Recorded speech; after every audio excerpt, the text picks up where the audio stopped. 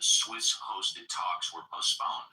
Israeli strikes and Lebanon added pressure, while United States officials insisted technical discussions would continue. The fragile ceasefire framework, signed earlier this month, now faces skepticism from lawmakers and allies, raising questions about whether or not the conflict can be contained. You know, I wasn't informed that they signed the agreement. I wasn't even informed that they put electronic signatures on their MOU, Memorandum of Understanding.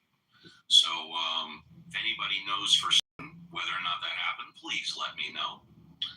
In a rare show of unity, the Senate voted overwhelmingly to advance the 21st Century Road to Housing Act. I heard about this. The bill aims to expand housing supply, modernize federal programs, and curb institutional investors' influence on single-family home markets. Laws at the package could reshape affordability debates heading into the midterms. I also heard that Donald Trump did not sign it, but he has 10 days to sign it, or they have to do a veto override, maybe, or a veto. Otherwise, it becomes law. Thank you for that. Yes. See, I think that's a really good thing, Steve. I really hope. I mean, I'm not surprised that Donald Trump is like something that will help the peons. Why should I sign that? But, he's holding it hostage for the SAVE Act. Yeah, I heard he wants something else signed. Yeah, he's saying he wants his indemnification, that he cannot be held liable or criminally or whatever for anything that he's done in the past. Is that right, Marshall? No, he's holding it up to get what's known as the SAVE Act, which is partial nationalization of elections, which is two things. Number one, the Republicans opposed under the first Trump administration the Democrats, what was known as H.R. 1, or they termed it the John Lewis Voting Rights Act, which would have also helped to nationalize elections by doing things like permanent mail-in balloting, early voting for every state. Versus what Trump is doing, the SAVE Act would get you an ID, you would have to have your maiden name and the name on your birth certificate match in order to vote. It's just a whole bunch of different things to, quote, make elections safer. And it's not been passed, and so he's saying that he will hold this bill hostage until the majority leader Thune passes the SAVE Act. What should be known to people is in the Constitution there's something called the Time, Place, Manner Clause. And that essentially says that the election and the time of elections are derived to the 50 states. So, for example, Texas gets to have an ID and a signature verification, whereas Pennsylvania may only have a signature verification, right? So it says that each state is allowed to make their own rules unless the Congress decides to chip in and make rules themselves for federal elections. So that's essentially what it's about. Marshall, thank you very much. If you're in the audience and you want to come up, please do. Brand new on stage is Double OK. Double OK, good morning. Welcome back to the show. You get your first 5 starting now. Good morning. I think that this whole thing about requiring voter ID is a false virtue put forth by conservatives to essentially just bolster the lie that the election was stolen from Trump. Well, you don't think that just Tom, Dick, or Harry can show up at any voting booth and say, "Hi, I'm Joe Schmo. I'm here to vote," without. I am Joseph Smith. I am here to vote. Welcome, Joseph. I'll explain exactly why. Because when you've registered to vote, you register with, early with ID, and it's confirmed, and then in order for there to be fraud, and I love asking conservatives this who think that voter ID is super necessary, craft me a scenario in which the lack of ID would work out for someone trying to commit fraud, because I'm of the position that, let's say I Regina have an ID Davis. and somebody went and voted in my place, it would require that I wasn't going to vote. It would also require that they knew that ahead of time. How about if you have 20 individuals registered to vote in a one-bedroom apartment? Well, each individual is still registered, and that Yeah, but you can't really think that 20 people live in a one-bedroom apartment that are registered to vote, can you? They're not supposed to be registered at the same address like that. Typically, it what doesn't happens matter to me, though. I don't see how it's relative, honestly. typically what ends up My five not fresh. Hold on. Hang on, Marshall. Okay, you want to speak? Hold on. You want to speak uninterrupted? No problem. Me and the mod squad will go on mute. You can speak uninterrupted, and then we will continue. You got it. Yeah, I don't think it's relevant where, everyone could have the same address as long as each individual is still identified as an individual. And I'm saying the only way voter fraud could work is if someone went to a voting place, voted in someone else's place, and the only way that could work is if, let's say it was me, I gave them permission to do that. Otherwise, you run the risk of me showing up to vote and then going, oh no, it says here you already voted, and then boom, you're busted, it's busted. And that's not happening. There's almost no cases, vanishingly few cases of voter fraud, except committed by Republicans. Oh no!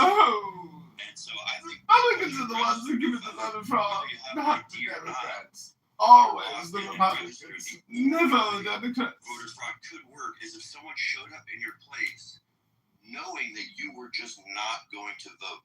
Like you had a coworker and you're always talking about, I never fucking vote. They take note of that and like, I'm going to try this. I'm going to go to his voting place and try and cast a vote in his place. That's really the only practical way, unless someone can articulate. This is John Kitover News, part of Chicago News Incorporated. We're listening to a group of elite intellectual Democrats discuss how voter fraud never happens in the Democrat Party, just the Republican Party. To get an ID to omit them from voting. And also, if you're out there and you're looking to adopt a dog or a cat, adopt a senior one. I think one of the problems is. Marshall, can I just offer some empirical data real Yeah, quick? Why don't we go Reverend Scott and then Marshall Fink? Let me just say, Chicago News Incorporated, which is new, elite intellectual Democrats. I did an exhaustive analysis of voter Only Republicans commit election fraud. Democrats never commit election fraud. It's okay if 20 people are registered. In my own state of Pennsylvania, they looked at 30 years of elections. 30, that's 3-0. They looked at 32 elections held over those 30 years. The total number of ballots they looked at, was 100,526,098. Chicago News Incorporated. 26,098 ballots cast. This is Democrat election fraud 101. Reports of fraud. 39 out of 100,526,098. That is 0.0000388%.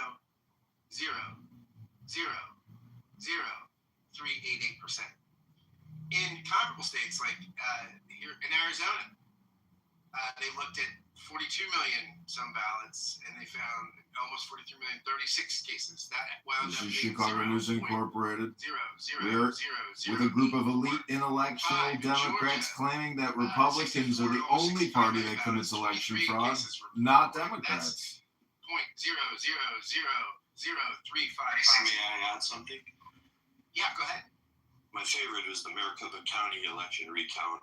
One of my best friends, who's a Trump supporter that I wrestle with internally, was fully convinced that they were going to find massive voter fraud in Maricopa County.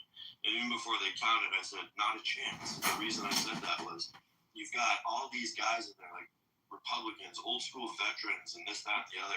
And I'm all, there's no way you're going to be able to talk these guys into committing fraud. They're just there to count. And I said, if anything, I bet they find more votes for Biden. Not a lot, but just a little bit.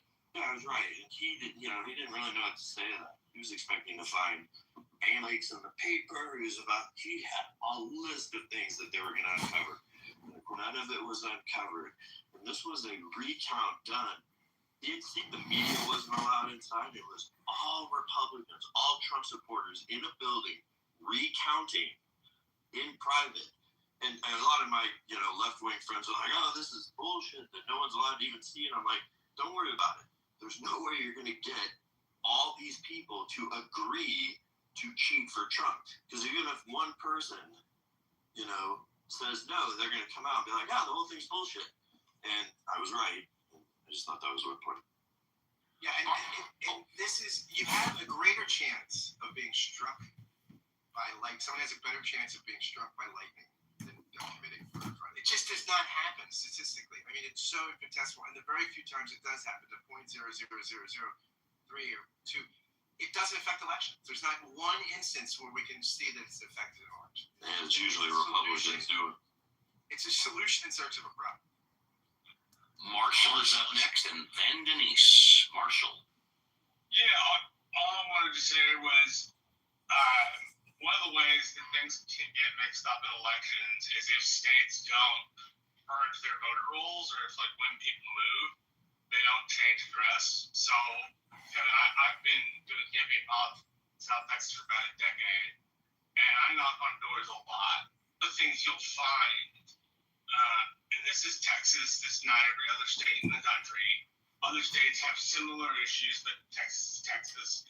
What you'll find is occasionally people won't fill out change of address forms. So I'll go to the door and I'm supposed to talk to Mr. Garza, but I'm getting Mr. Trevino. Even though Mr. Trevino is the person who lives there, and Mr. Garza no longer lives there. So you can get kind of mixed up in where people register that way. And depending upon your state, you may not actually have to show ID to register. Each state's allow their own processes. I actually like the fact that Texas has ID. It doesn't seem like it's an inconvenience to people because they have to have ID no matter what. They have to have ID for just about everything. But I'm a big proponent of states being able to pick their rules, right? Unless the federal Congress comes up with something different. So I just wanted to add that. Thank you for your participation. I appreciate it. Thank you. I show in the queue Denise and then Emma. Denise, good morning. 2 weeks in a row. I am, my heart is fluttering, dear. Thank you. Please, Denise, welcome. You take as much time as you want up to the top of the hour. Good morning. I've been listening, and something just Now it's my turn. It just occurred to me, Talk. how I feel Tell you the truth. right now, and I just wanted to talk about this idea that energy is finite.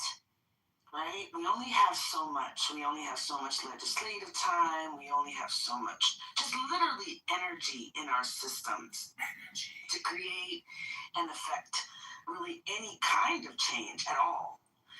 And I'm just struck by how we choose to spend our legislative time, right? How do we spend our time legislatively? I don't think the problem in the United States of America is we have too many people voting. I think the problem is the opposite.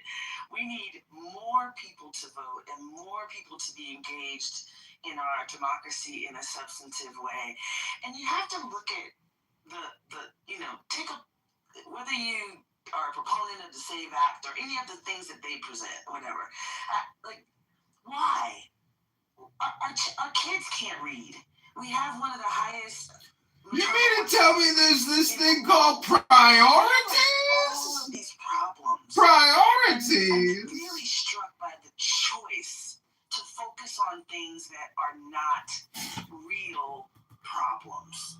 And when doctor, tell us what the real problem is. And you have to reflect on what they're actually trying to accomplish. Like Clubhouse, life is reputational, and the Bible says you'll know somebody by their fruits. And when people choose to spend their energy, when people choose to waste all their fucking time wasting their time, choose to focus things that are really like this is really important and substantially substantive. I think that should mean something. That's right. And that should be something that we evaluate as we evaluate this administration. I didn't need it to be the Gulf of America. I didn't need it to be changed to the Department of War. Like, why are we doing things that are just complete waste of time? I didn't need the Kennedy Center changed to the Trump Center. I didn't need any of these things. And it's just like, it's not as simple as, well, these are the things that, different people have different goals. This was literally no one's goal. Like, no one cared about these things. So when you evaluate an administration, to me, I think you have to ask yourself, do they actually care about the American people and what's happening with American people? Or are they just trying to compound power? And I think the answer feels kind of obvious. Before we go to Emma, I want a very brief comment. I constantly have discussions like, how important is Donald Trump or the opposing party in the White House? And I say, well, I'm more concerned about who the mayor of Los Angeles is. I'm more concerned with who my city councilman is. I'm more concerned about my school district. Now, it is true that we are now arguably in a war. We're no better off than we were 2 months ago before we got in, except my gas prices are 33 to 50% higher. My food prices are 33 to 50% higher. So if anything that Trump has affected me, it's made my cost of living go up 25 to 50%. But all the other stuff about naming the Kennedy Center and renaming things, and like you said, Denise, who cares? Nobody cared until it became an issue. We'll have one more speaker and then go to the break. Emma, hi, good morning. Welcome to the show. What would you like to talk about? Good morning. Hi. I'd like to talk a little bit about the housing bill that they brought up earlier. Please do. I feel like that we need more intervention for the really lowest level of renters that we have out there, because that's the highest. This ratio that we have a discrepancy between the availability and the affordability for the populace looking for that. I don't feel like there's enough intervention for that group in this bill. I feel like also there's a lot of allocations for federal funds to go into like repairs and things like that, and I see that benefiting the owners of properties in a way that will allow people to keep older properties that maybe should be taken down. Now, are you specifically talking about apartment buildings or something else? I was thinking about multi-family housing and stuff like that for residential housing. Okay, so you're talking about like a single-family home, a duplex, a triplex, something like that. Okay, go ahead. Yeah. Yeah, because that's what would be most applicable with the bill. I feel like that's going to cause some issues that we could address in other ways by allowing tax incentives for people that own these properties to create a more streamlined process for rent-to-own issues, and bring some of those people who are in that little out of that group. It's like, because you have within the lowest income of people who are renters out there who are searching for affordable housing, you have like there's a spectrum in that group of availability, and what you would really ideally want to do is move people up, a significant group number of people up into the next group. But what I see this bill doing is actually like maintaining those numbers of people that are on the lowest level, and actually bringing people who are in the group above that down into that level, not elevating people out of it, not raising it up, and not making enough options for like tiny home housing, which is another option that I feel is like very important, but that is not being not in any way really being explored or supported. So these are things that I thought I'd bring up. I really appreciate that. Thank you very much. And with that, we are at the top of our 2 hours in the tank. 1 hour left. If audience and you haven't come up yet, we encourage you to do so. We're going to take a mandatory break. I'm going to step out of the captain's chair. Reverend Scott, the XO, will step into the captain's chair. And with the help of Violet and all of the mod squad, they will give me a break for the first half of hour number 3. So don't go away, and we'll be right back with Reverend Scott, Violet, and the mod squad after the break. And my dad goes, "Notice how that's not cured yet."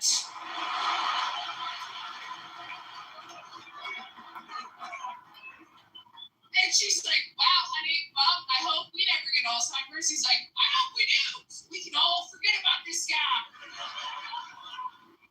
I used to be way too loose with who I asked relationship advice from. I used to ask people in the audience, total strangers. I asked a couple in the front row of the show once, 2 couples therapists who had married each other. Which I know, you ever see like quadruple stuffed Oreos and you're like, enough, right? That is a hat on a hat. It's excessive. But I was like, wow, too often these couples therapists, you gotta ask them, right? So do you guys have any advice for people in relationships, maybe people who are fighting a lot? They said we do. You know how a lot of people have a safe word? Tube sex? Everyone needs to have a safe word during fights. A married friend of mine, I said, "Do you guys have a safe word for fights?" And he was like, "What?" I'm like, "It's a word that when you say it during the fight, it stops the fight." And he goes, "Oh yeah, we have one of those." I said, "Really? What is it?" He goes, "Cunt."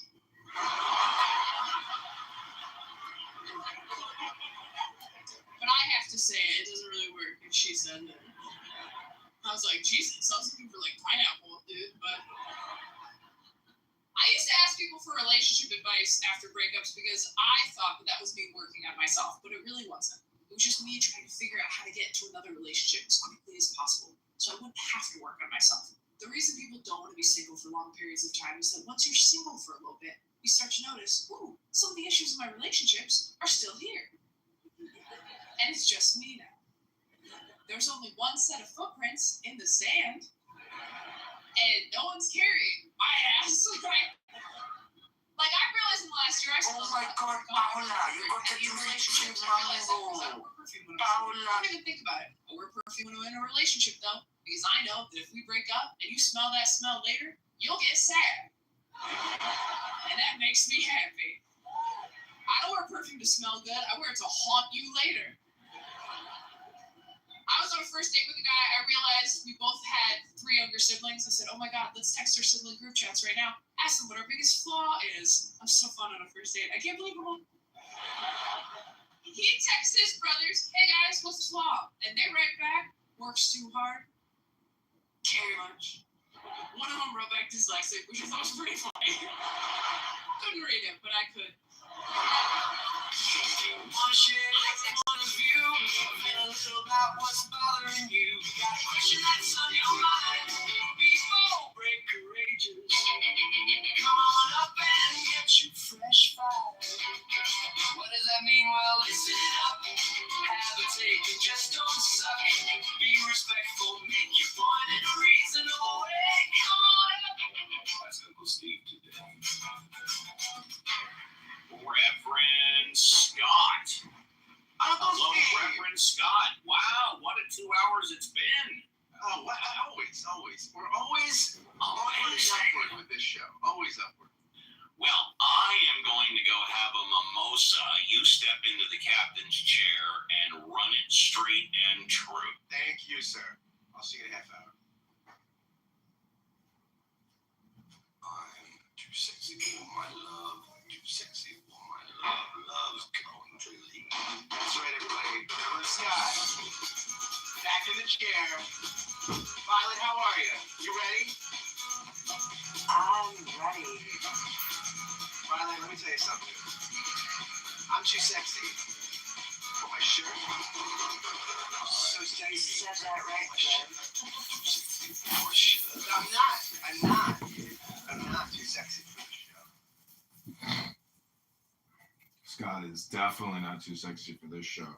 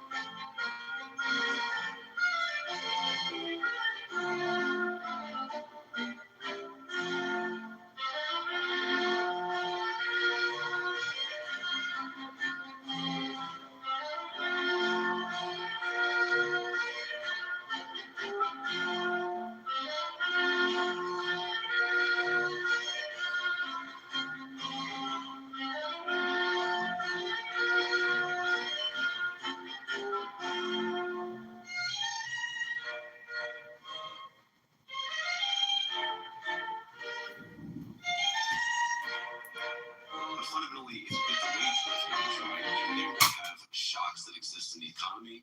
If the wage growth is strong, eventually that will produce better outcomes for people. It also seems to me, let's be honest, the tone of the administration is not consistently a Christian tone. There is a tone of aggressive uncharity to people who aren't on board with the administration's policies. So on the tone thing, it's very hard to rebut this because it's like fundamentally unfalsifiable. Because for every clip that you could show me of me or the president or some cabinet secretary saying something that in your view is unchristian, I could show you another few clips of us doing something or saying something that is like very Christian. The nature of political communication in the era of mass media is that sometimes people are going to say jokes that are taken out of context. Sometimes people are going to make mistakes. I'm not saying I make mistakes. I talk about this in the book a little. In my book, Communion, available where books are sold, I talk about the own mistakes that I've made as a Christian leader there is an apology to childless cat ladies, and we don't need to get sidetracked by that. Go on. But my point is, like, I'm not saying we're perfect because we're not. My point is that the tone argument is in some ways, I think, people see what they want to see. And I also think that tonal arguments are ways of, frankly, policing working class ways of communication and covering them in elite preferences. There we have it. What do you think? What do you think? Did he defend the Christian nature or Christianness of the Trump administration to your satisfaction? Not really of the administration. I mean, some of what he was saying made sense. The people are fallible, but he acknowledged mistakes are made. Justification for all the things, not justification, but as a support for that morality in this administration. I personally don't think he made a strong enough case. It's just more, it seems more of a personal level. Well, yeah, people are fallible, and so is the administration, but, they're ignoring their wrongs and trying to justify them, not, making themselves accountable for them and trying to change what's bad. So that's kind of where I stand on it.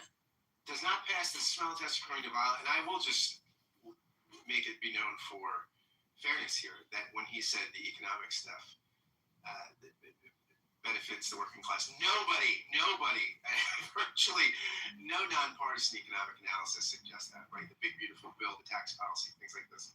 Right. Virtually every nonpartisan economic analysis that I've seen, and Google it for yourself, it shows that the largest share of benefits, tax cuts, things like this flow to the top 1% of earners. It is not exceptionally favorable to the working class or poor people or anything like that. So there you go. Right. And I mean, that to me doesn't, stick with helping out the poor and, offering your generosity to people who actually need it, and that doesn't jive with what the guy was trying to say.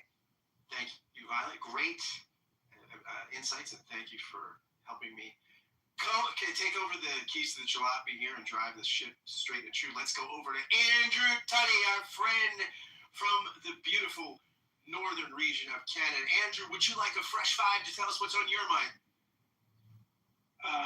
Good afternoon. Yeah, the big beautiful bill. Well, I just read something this morning, I think. 4 million Americans no longer can take advantage of the ACA, the Obama Affordable Care Act. Because it's gone up so much. So that's done nothing to assist people that are cash strapped and economically having problems. Again, that's the truth flies in the face of the rhetoric. But I think I would like to congratulate the United States because according to the Supreme Court in a recent decision in regards to presidential powers and immigration, that racism no longer exists in the United States, according to the Supreme Court anyway. Judge Alito, I believe, wrote the decision. We've eliminated it so strongly. We're like the least racist, and we're very non-racist. I mean, people tell me all the time, you're like the least racist. Right? Yeah, and the whole administration is the least racist, apparently, as well. Because, you know, when you talk about shithole countries and that people that come from shithole countries, quote unquote, I'm quoting somebody, that's not my description of these places, but that it's their fault. If you come from Haiti, which has descended into strife and chaos after the recent, well, not so recent really, after the earthquake, it's really hasn't improved any. So that's your fault as an individual. And if you come from a third world country, you're predisposed genetically to commit crimes. That's not a racist thing to say. That if you come from South Africa and you want to immigrate to the United States, then if you're white, it's okay. But, you know, if you come from Norway, because that's where the good immigrants come from, that's not a racist thing to say. In no way is that sort of talk racist. And really what is happening in the United States now is that you can say pretty well any racist thing you want. And if you can find any other legitimate reason to invoke a policy that may impact people of a particular race disproportionately. But if you can find a legitimate reason, then that's the reason, not the racism. So, yeah, congratulations to the Supreme Court. It's really, really quite amazing in 2026 that the Supreme Court has reverted to 19th century opinions. So, interesting. Now, my country's got a lot of problems too, there's no doubt about it. But we did have our second Indigenous person drafted, number one in the NHL, a gentleman out of Whitehorse in the Yukon.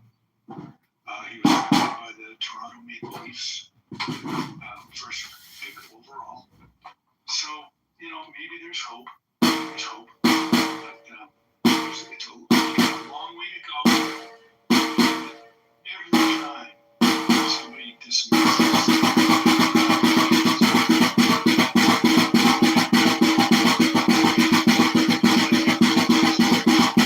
So pure that you cannot look at yourself reflectively, point out all the great things that you've done.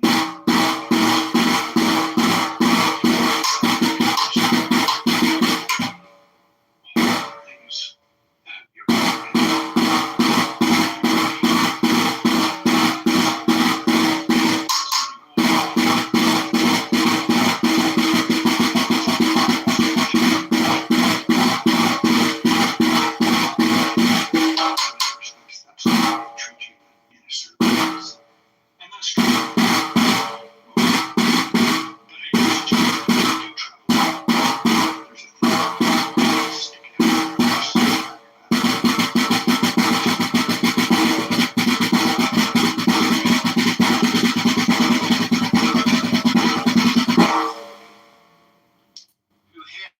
originally from a state that many consider a shithole state, New Jersey. I have done my best to overthrow my genetic Jersey. It's like to be dumb and rude. And, I will not buy people calling New Jersey a shithole country. I love it. I love New Jersey.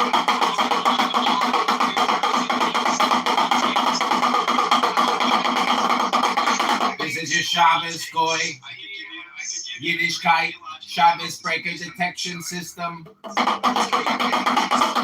is in house, I love breaking Shabbos breaker alert. Shabbos breaker alert. Where he says, Andrew Shepard says, the only thing that other guy's interested in is who to make you afraid of and who to blame for it. I know I screwed that up. But that's how you win elections. Bob Roots is only concerned with two things. If he can't make you afraid of it or he can't sell it. Yeah, that was great. Right. And who to blame for it. And that is what this poisoning the well of questioning the integrity of our elections is about. Making you afraid of something and telling you who's to blame for it.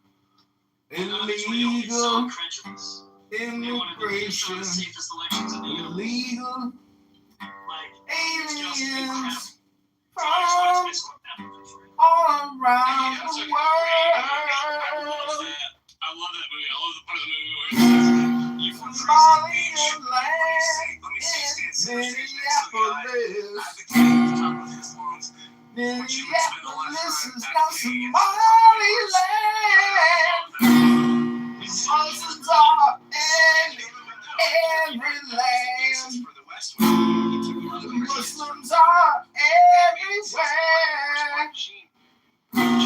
They got the burgers covering all that hair. Josh appeared to the series later. He was in the movie too, I guess. And was in A Few Good Men. A lot of those people were in A Few Good Men as well. Yeah, there's a whole circuit of players. Sports night, all that. I appreciate your contributions as always, and thank you for contributing this week. As I've been opening some rooms spontaneously during the weekend. I've enjoyed your contributions and the others. Thank you for that, my friend. Always insightful. By the way, Caleb, I'm interviewing a top Hegelian on the podcast tomorrow from that book I was sending you quotes from, so I'm pretty excited. What's your thesis of the interview? Well, actually, his thesis is that the thesis, antithesis, synthesis is the complete misread of Hegel. Hegel's all about preserving contradiction, not synthesis. So it's a fantastic book, and I'll send you some more quotes from it. I was speaking with someone yesterday about, tolerance for paradoxes. Absolutely. No, that's his whole thing. He thinks Hegel's philosophy is all about just moving, not resolving contradictions, but moving to more and more interesting ones, which is just amazing. Thank you, Caleb. Let's go to my friend Denise. Denise, how are you, my friend? How is Texas? Would you like a fresh five to illumine us a little? Oh my gosh, a fresh five. It's a lot of pressure. Sure. I guess it's what's on my mind today, what I woke up this morning thinking about is happiness and how none of this feels like it's making us happy. Even quote unquote people who you think of as the winners, who theoretically are getting the policies and things that they want, even they're unhappy. So I've just been reflecting on how much of a waste all of this is. I think that we have been damaged. I don't think irreparably, but I think for at least decades to come. I don't think my belief is it's a long arc. History is a long arc, and you can work towards recovery, but I don't know. I just feel like no one is happy with where we are and how we are. I think it's really weird how much I talk about this with some people. It's also so emblematic of just inept leadership, right? Just failure for failure's sake. It's really interesting as somebody who has been socialized my entire life to pursue excellence and to be as smart as you can, as prepared as you can, as equipped as you can. It's been a really weird shift to kind of see just a lauding of poor performance and mediocrity. And Dog DEI, CRT, BLM, LGBTQ. Who are these DEI, CRT, BLM, LGBTQ? The thing that you shared about Jody Vance when they asked the question, is this Christian? How is this administration been Christian? Which is a weird question, right? Why does it have to be Christian? Why do you have I can't ask that because people are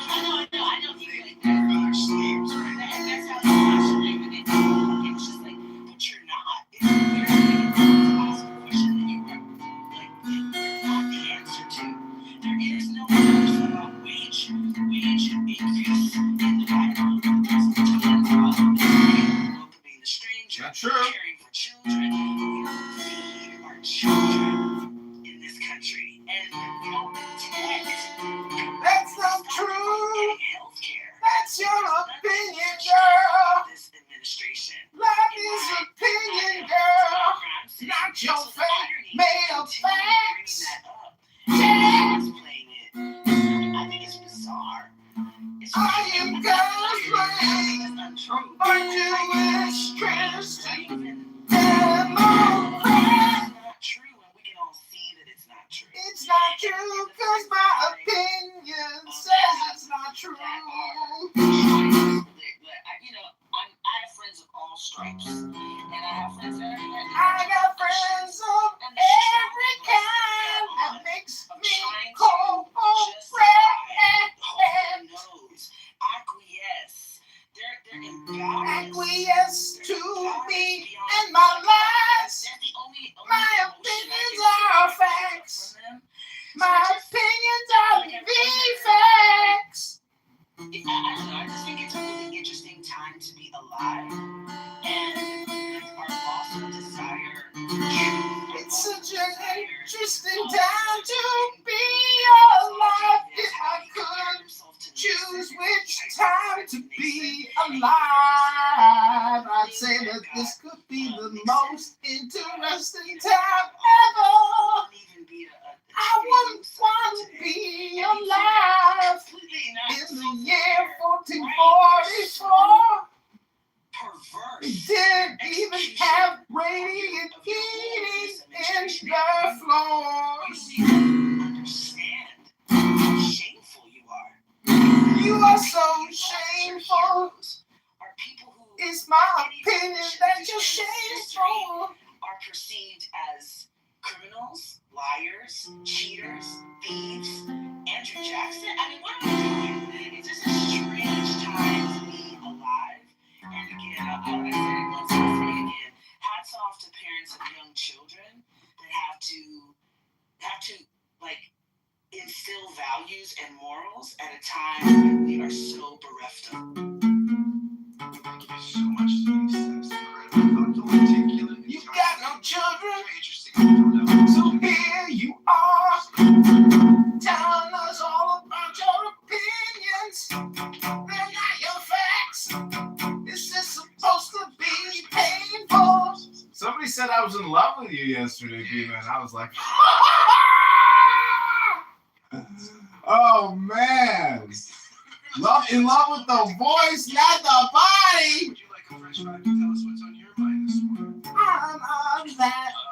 I had one I'm on the Savannah gluten peptides and losing all the weight. No, not really. You can't say nothing about my weight. Because that is hateful, abusive, harassment, and stalking. Thank you so much, Ken. People, so YouTube is now accusing me of stalking people, which is ridiculous. What you're thinking about today. I should love you. Like your boyfriend? What boyfriend? Some fucking guy that drives a truck around and you like him because his melatonin is dance? Motherfucker, he is dance. The brain is fucking dance. There's nothing in it. He got the thick melatonin density in the epidural. But in the pink part, where it matters? Very timely and relevant to our discussion. Here we go. I know all the Steve was Mr. Milnes, Mr. Many of us would agree. I love this clip. Circa 1995. Last couple of months under Rumson has suggested that being president of this country must to a certain extent about character. Although I'm not willing to engage in his attacks on me, I've been here 3 years and 3 days. And I can tell you without hesitation, being president of this country is entirely about character. I am a carrying member of the ACLU, but the more important question is, why aren't you Bob? Now, this is an organization whose sole purpose is to The world famous Chicago Bucket Boys.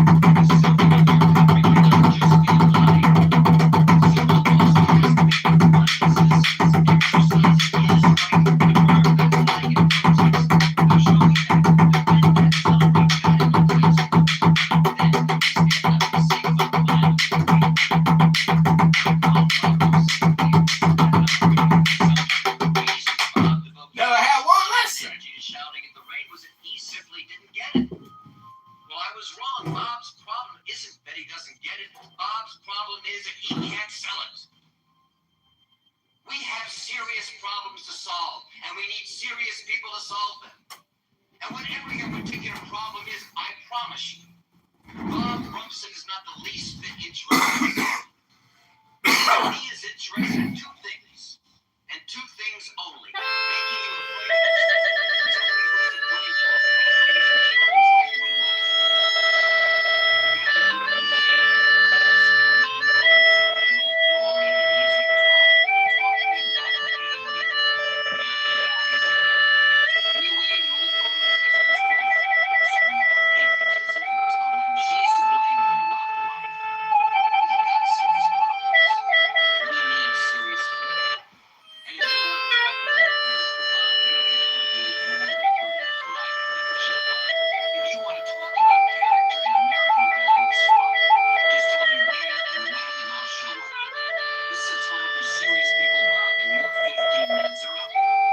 ladies and gentlemen,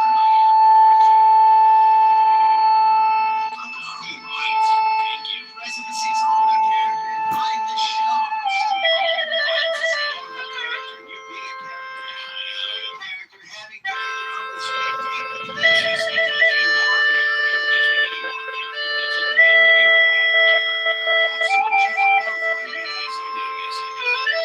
It's called the Chinese flute.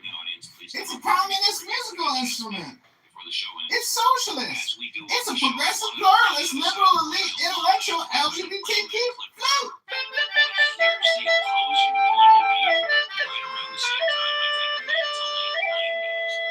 This is from Boston Legal, the other side of the underneath. You really want to let a jury have a go at this? Oppression is a dirty word. Remember, we're the country that likes to root it out. This isn't the time to be anti-American. Do I really need to say that? This is called the The bagpipe. government tells us to be quite open with our religion, especially the Christian religion. Jimmy Carter was a bloody Christian. Ronald Reagan said his favorite book was the Bible. Yeah.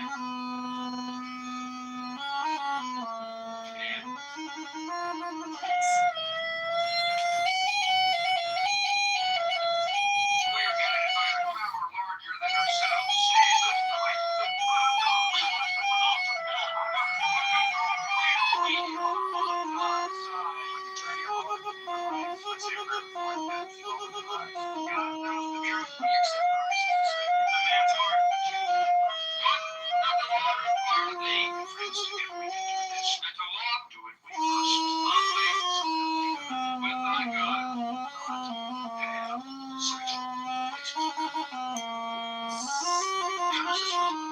It's relevant because the open, notorious celebration of Christianity has never been more popular. We have an evangelical president, John Ashcroft. Richard Condoleezza Rice was once a Never had one lesson. Air Force Academy basically established evangelical Christianity as its official religion. The football coach did. Put up a banner that says Team Jesus Christ. Have you checked the pulse of this country lately?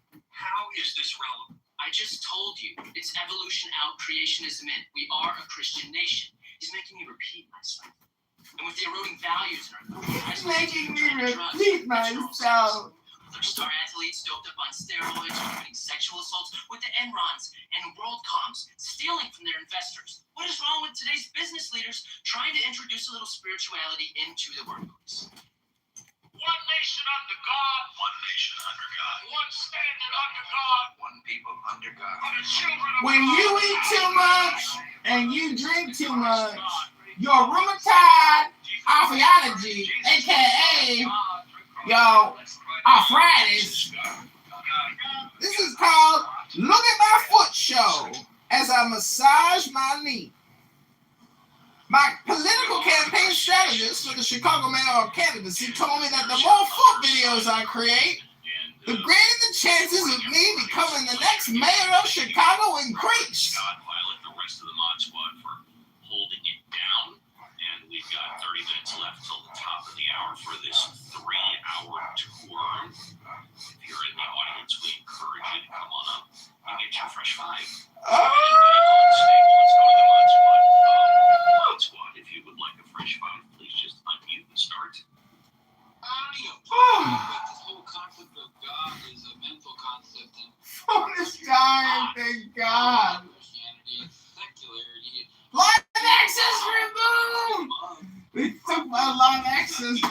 It might be built on the body exposure. Since some of the founding fathers were deists, right? But that's as far as I'll admit it.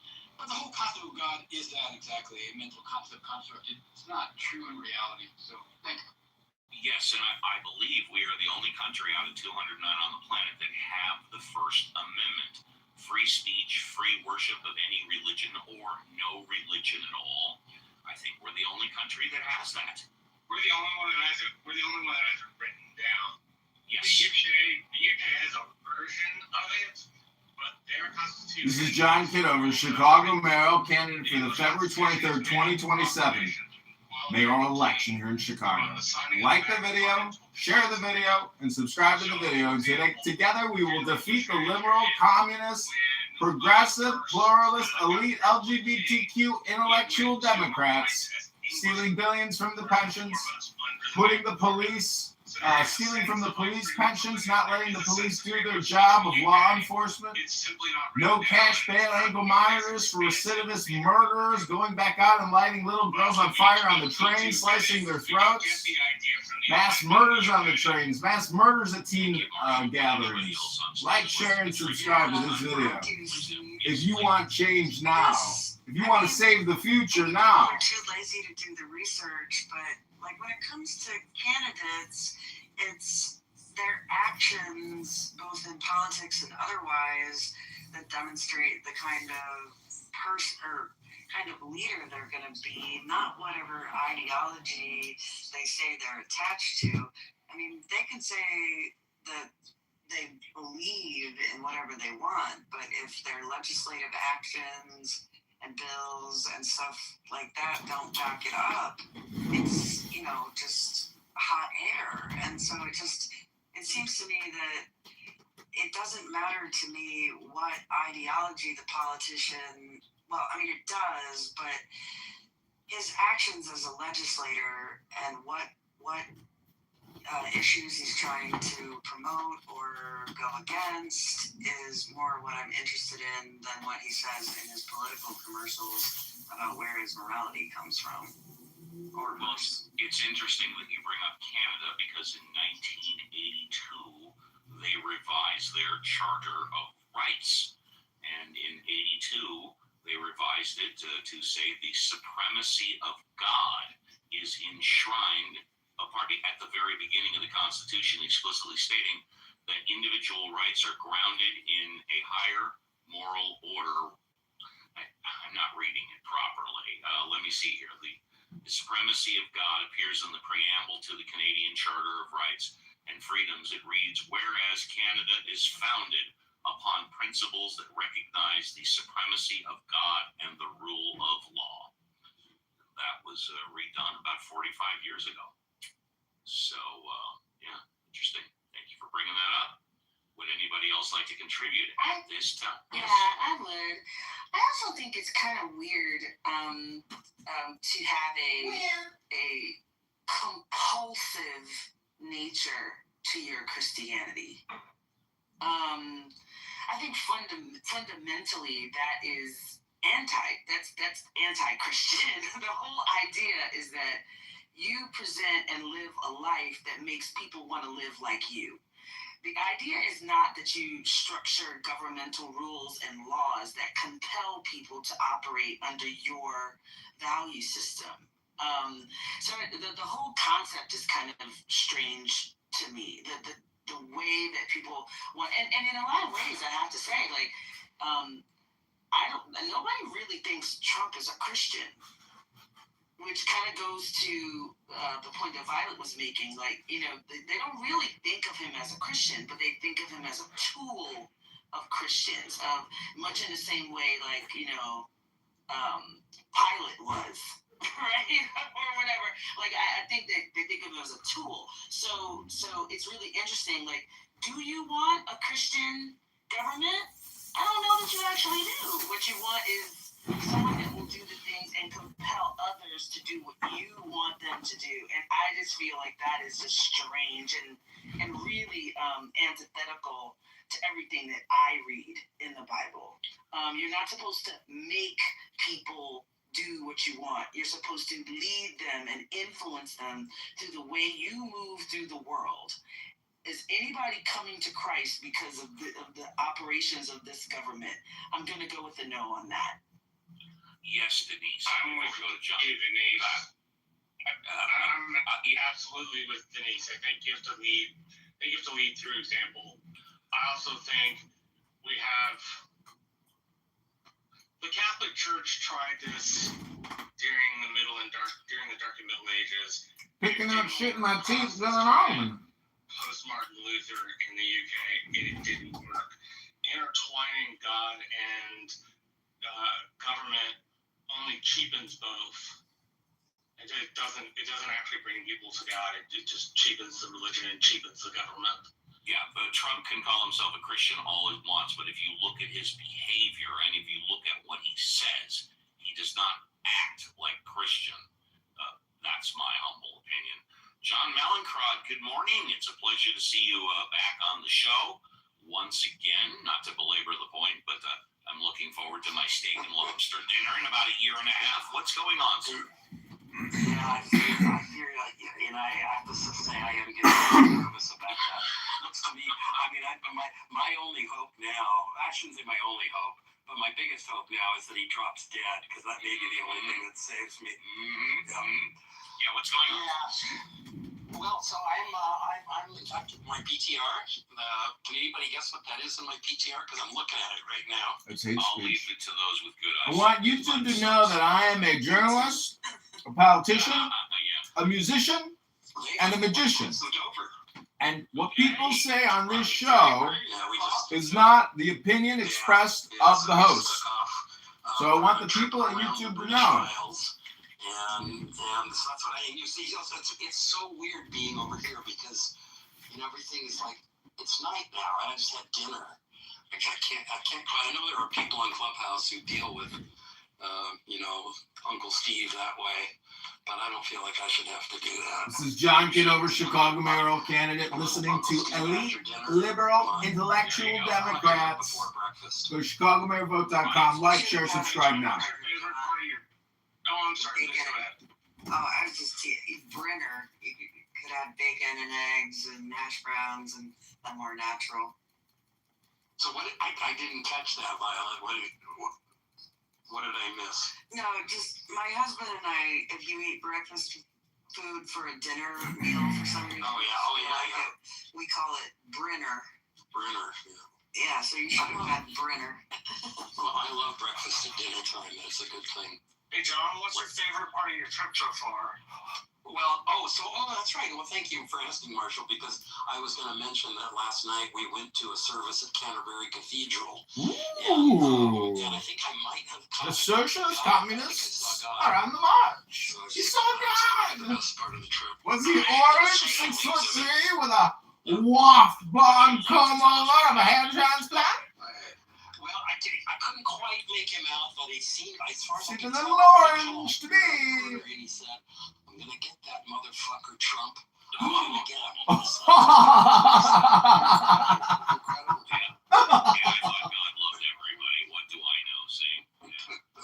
Let's thank you, John. Let's say hello again to Shape. Hey, Shape. Buongiorno. Buongiorno. John, I heard in the Buongiorno! Buongiorno! We are elite, liberal, European, intellectual Democrats. Hello? John, are you going to Glasgow? No, I'm not going to Glasgow. I'm going to be live on YouTube roasting you all summer long for the Chicago mayoral candidacy. Go to ChicagoMayorVote.com right now. My wife just Hello? With some question that I didn't understand, so sorry I missed whatever you asked me. Oh, I heard in Hello? that you were potentially going to Glasgow. Hello? We're going to Glasgow. Okay. First, let's work on how the locals say it. It's Oh, I heard Glasgow. it's Glasgow. Well, that's what I was saying, Yes. and then we ran into a Scot in a restaurant, and he said he's from Glasgow, and he said that they say it Glasgow. Maybe your ears heard it differently. I don't know. I've been there many a times. I'm Have you been there Honduran! before? No. Okay. So when you get there, you find I'll find out. a gentleman, a man that looks like they're approachable, and you ask him if it's top sulf or top swan.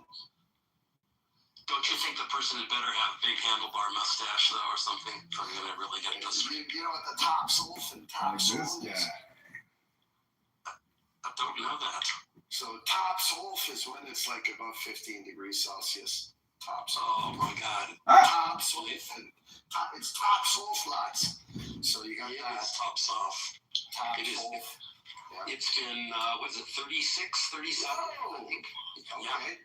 Okay. Second thing is if you like a little piano and a little Victorian decor and a little scotch, I highly recommend a place called the Corinthian.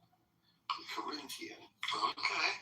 Nice little spot. And if you like Indian food, the absolute best Indian food I've ever had in my life is at a place called Mother India.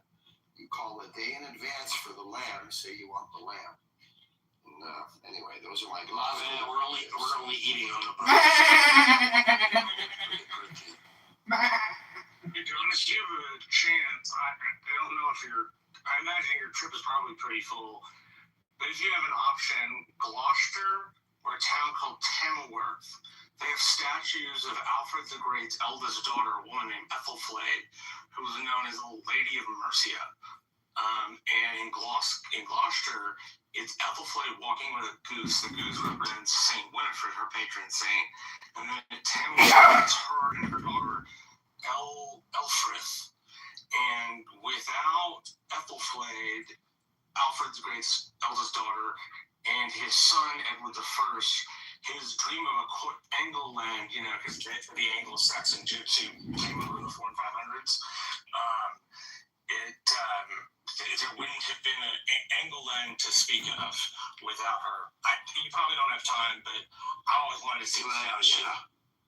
Whatever, We're definitely not going to Gloucester. Where are we going? Edinburgh, Belfast, Glasgow, Douglas, the Isle of Man, Cork, Londonderry. You can take the Trump derangement syndrome out of America, but you can't take the Trump derangement syndrome out of the American. It's Derry, that's right. And we're not even going to Derry because the boat stops about 20 miles short. Well, John, this is full of unsolicited advice for you, so just let us know if you'd like more unsolicited advice on your tour. Thank you very much for that. Let's say hello to DC. DC, good morning. You have a fresh five starting now. Welcome. DC. Good morning. Can you hear me? Yes, sir. Hey, good morning, everybody. I saw a movie last night. Wanted to give a really strong recommendation for it. It's called Leviticus.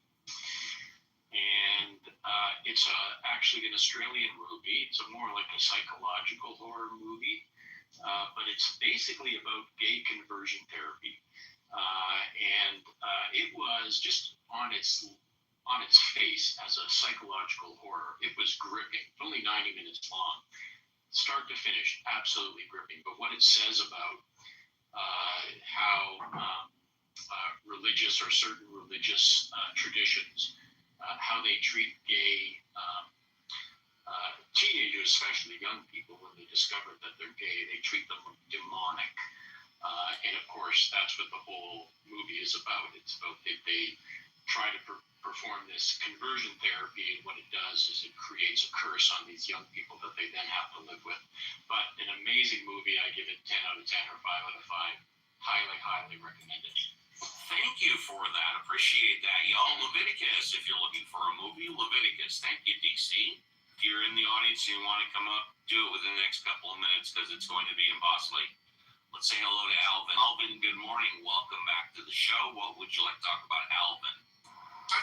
What was the movie he was just talking about? Leviticus. Oh, okay. And it was just basically how... 90 nights of gay conversion therapy. Oh, yeah. Yeah, the gay conversion therapy, I don't understand why they thought that would work, right? You mean in the movie or the actual therapy? The actual therapy. Go ahead. I don't understand why they think it will work. I think what happens with some Christians, I think you're always gay. They just find ways to cope and suppress it, because there are some Christians that will say that they're still attracted to like the same sex, but they get married and have children. I'm not familiar with the movie, but I wasn't aware that it involved only Christians. What about non-Christians that are gay? Well, there's no struggle with that because they're not, they're not adhering to anything saying you can't do it.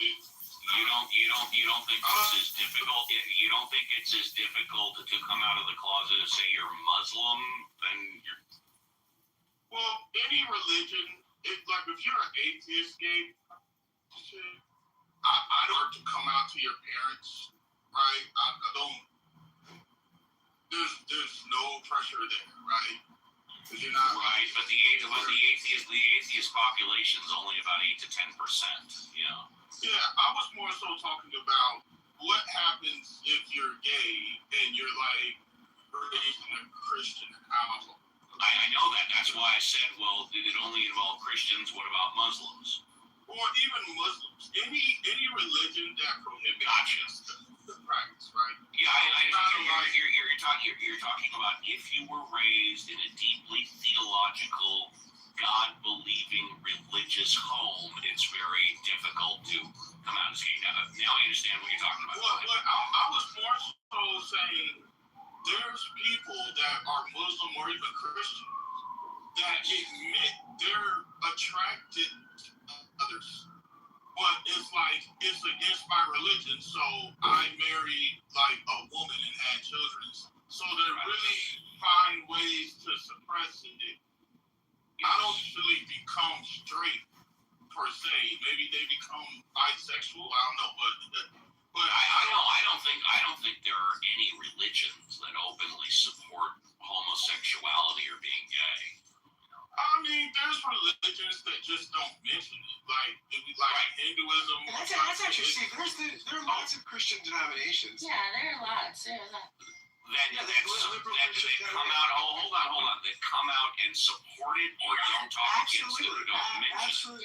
The Presbyterian Church USA, the Episcopal Church USA, the United Methodist Church, the Evangelical Lutheran Church of America, the United Church of Christ. These are all mainline denominations that do gay marriages. I knew I did this show for a reason. I learned something that I didn't know.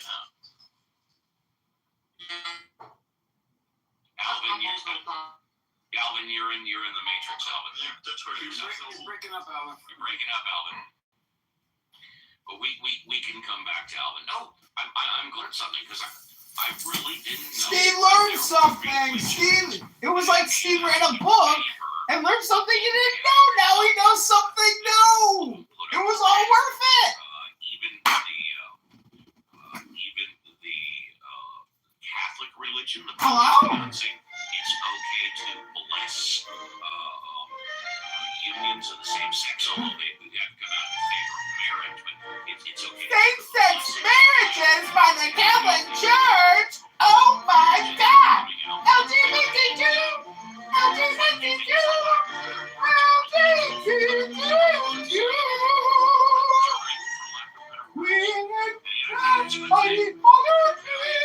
I have never seen anything wrong with people being gay or same-sex marriage. I think if you love another person, love is love.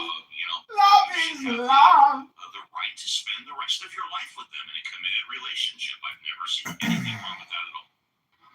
Steve, when it comes to homosexuality being prohibited, this seems to be a North African / Middle Eastern thing because this is the first place we see it. There's some Egyptian texts that say, hey, don't sleep with lady boys, or You look at the negative confessions. One of the negative things to do is Really, wasn't it in the Bible 2,000 years ago? Man shall not lay down with man. Yeah, but I'm talking 3,000 years ago. Like so it seems like the prohibition of this is a cultural North African / Middle Eastern thing, because when you go to other parts of the world, it's kind of not even addressed at all. But for some reason in that region, it is interesting why there's a negative attitude, specifically Got a negative attitude. Sex, because women on women sex is virtually non-existent, like in the literature, right? Whether it be good or bad. So it's good. Something happening in that region where they're like, nah, we ain't doing this. Okay. Well, listen, we're coming down to the top of the hour. I'm glad you made it in to give your point of view. Hopefully tomorrow or next week you'll be able to come in sooner. You are going to be our very first class escort to the VIP. Thank you very much. Look forward to seeing you again. Let's say goodbye to Paola. Would you like to say goodbye?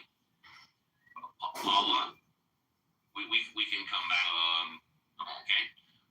Let's go to Shape. Shape, would you like to say goodbye? Closing thought? I'm fine, thank you. All right. Then first class escort to the VIP. Thank you very much. Let's go to John Malencrop. Would you like to say goodbye, John? On your cruise, you might not be able to reach us or whatever. There you go. And enjoy it. Enjoy it. Thank you very much. Yeah, say hi to God from the atheist. Seriously. Andrew, would you like to say goodbye? Andrew, would you like to say goodbye? Yes, quickly. John, if you're going to Edinburgh, I have a great, do the Royal Mile and go up to the castle and check out the Crown Jewels. When I went to see the Crown Jewels way back in 92, 93, you go into an anteroom before you actually get in to see the Crown Jewels. And in the anteroom, they have bronze replicas of the jewels. And it's on a great big long table. And you got the crown and the sword and the staff. And of course, my cousin was wondering why they would have that, because we're going in to see them. And I looked down at this table, and of course there was a bunch of braille there. So I started to slide my hand across the braille, and I repeated what I thought it said, because I don't read braille. And it was, do not touch. So, just for the blind, so that they wouldn't be able to touch the crown jewels, even the replicas. Lots of fun. But yeah, do the Royal Mile. Check out the pub, the end of the world, because at one time that was considered the end of the world in Edinburgh. Andrew, thank you very much. First class escort to the VIP. Let's try Paola again. Paola, are you there? Would you like to say goodbye? Okay, let's go to Double O Kevin. Double O K, would you like to say goodbye? Yeah. Goodbye. Thank you very much. We'll try Paola one more time. Paola going once, Paola going twice. Oh shit, okay. Paola gets our first stretcher ride down the VIP. All you mod squatters, grab part of the stretcher. Down the red carpet to the VIP. And last but not least, Denise. Denise, what a pleasure and joy it was to hear you again. Would you like to say goodbye, Denise? I would, and I would like to say, do something real in the world today. Be actually kind to someone. Do something that really matters. And if you have to think really hard about that, that's okay. But I think we got to get more into doing than talking. And I love talking. I love talking more than most. But I just also want to remind us to go outside, touch some grass today, and do something that impacts someone else's life. Denise, thank you very much. Appreciate that. And let me also respond that if you have some concerns about making an impact with a stranger, then if you love somebody, give them a call, give them a text. If you're in person, also give them a hug, but tell them I love you. Just hadn't told you in a while. Somebody that you don't do that to a stranger, but someone that you do love, give them a hug. Tell them you love them. It's good. It's a good thing to do. Let's say goodbye to JCC. JCC, thank you for doing the heavy lifting today. Would you like to say goodbye? It's my pleasure, and of course I'd love to say goodbye. Today was a great room, great show, good combos. Looking forward to tomorrow's show. So until we meet again, folks, happy trails to you. Enjoy your Saturday. Looking forward to tomorrow, Sunday. You guys have a good one. Peace out. Thank you. Violet, would you like to say goodbye? Yeah, Steve, great show today. I'll try to get more sleep tonight than I got last night. You did just fine. You did just fine. You like the way I handled your shtick shift? I love the way you handled my shtick, yes. All right.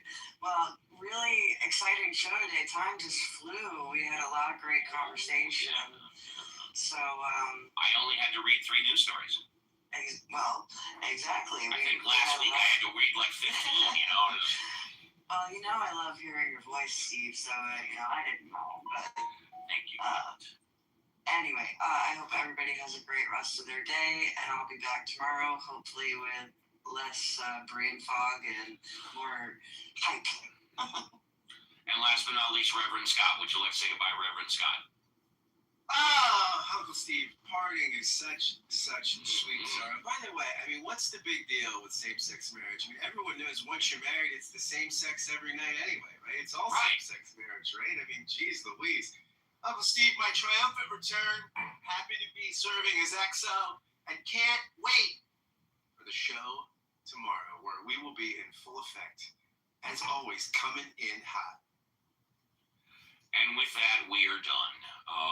Thank you all very much for contributing, because the show without question is better with you than without you. On behalf of the Mod Squad, we wish you and your family a great remainder of your Saturday. We will be back tomorrow, 7 a.m. Pacific Standard Time, for another 3-hour tour. Take care, everybody, and be careful on the clubhouse streets.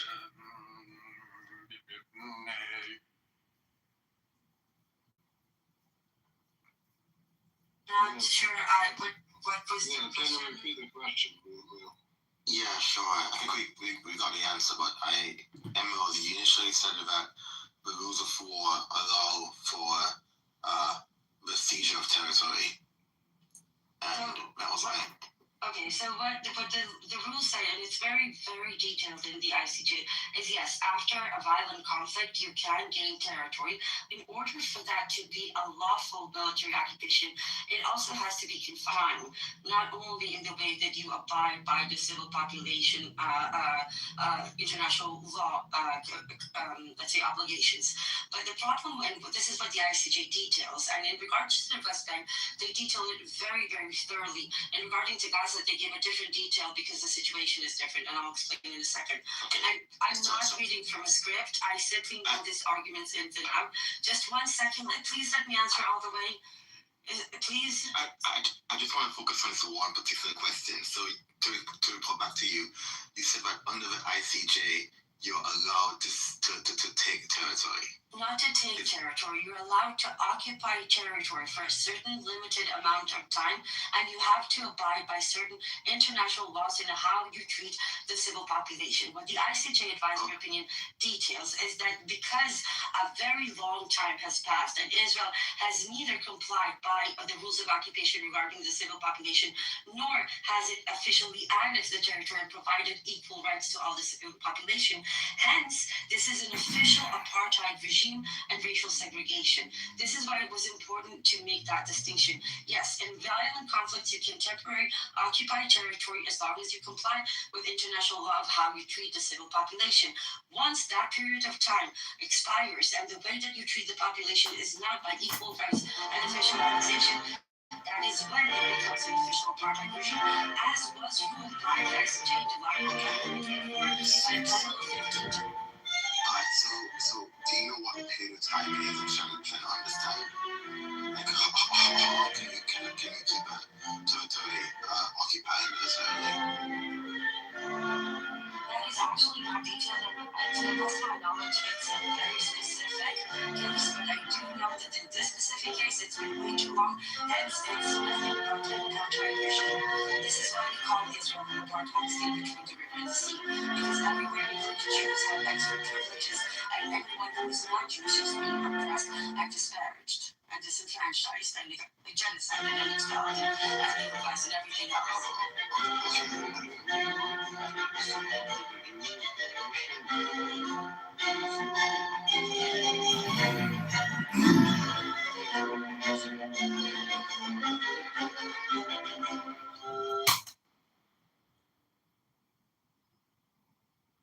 I'm making a burger, but in the air fryer, organic, grass-fed, with salad, with lettuce, tomatoes, melted cheese on top.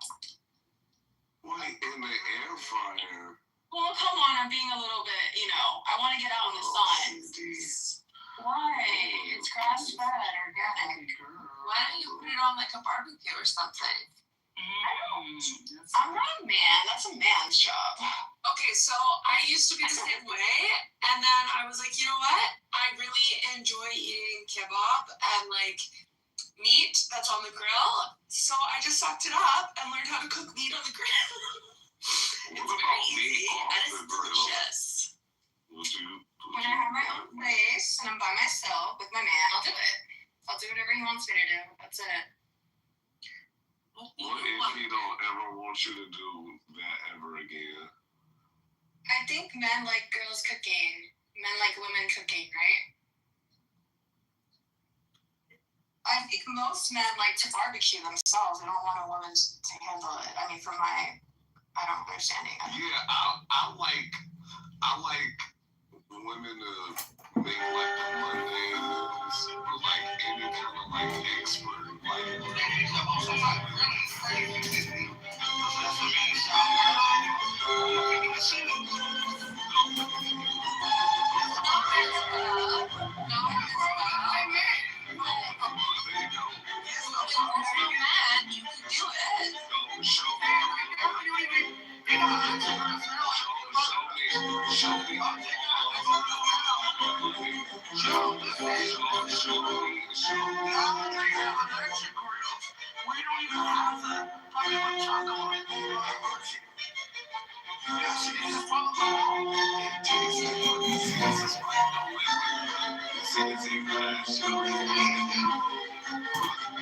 barbecue smoke actually adds to the flavor. So you talking about the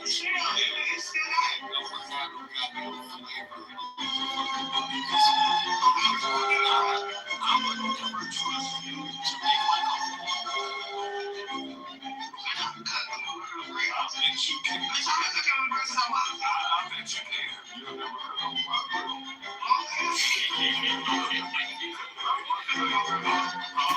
grill.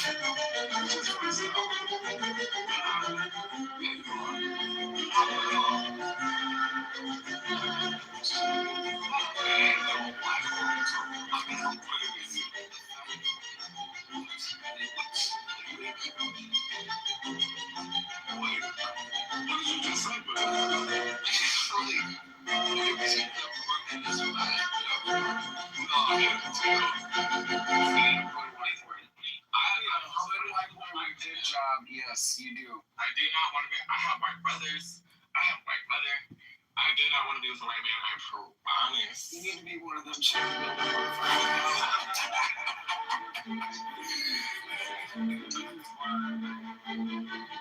don't find anything. I go on my social media. And every day there's a friend request on Facebook, on Snapchat, on Instagram. Like the algorithm social media, they push points. Whatever the fuck they look like, or whatever the fuck the AI thinks you are, whatever. Shut up.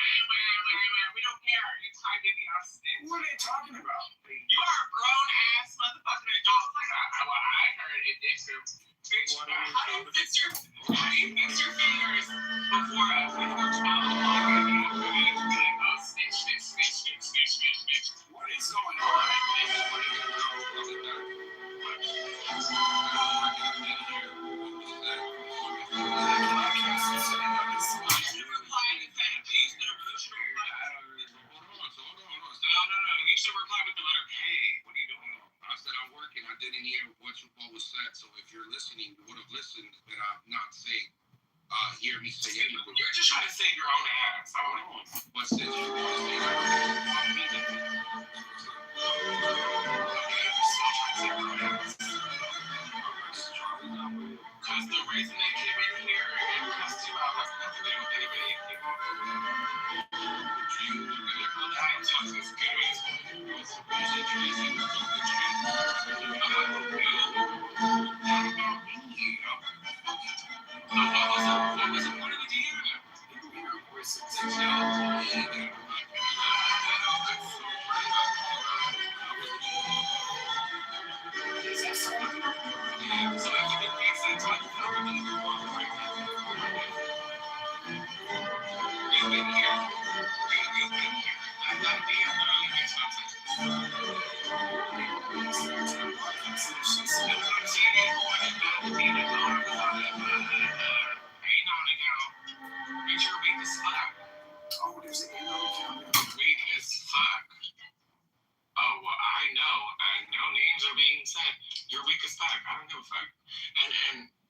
What the fuck is 11 even talking about? You guys, this small little bird has been following me for the last 3-4 days. It's probably somebody that you know. And it's someone who's passed on. Exactly. You know what? It's this. I post up in the same place, and it's the same fucking small ass, tiny ass fucking bird. Yep. 11, clear that up. I don't know what the fuck you even said. What? Exactly. What happened? We don't know, 11. You're the one that brought this drama to us. Hello?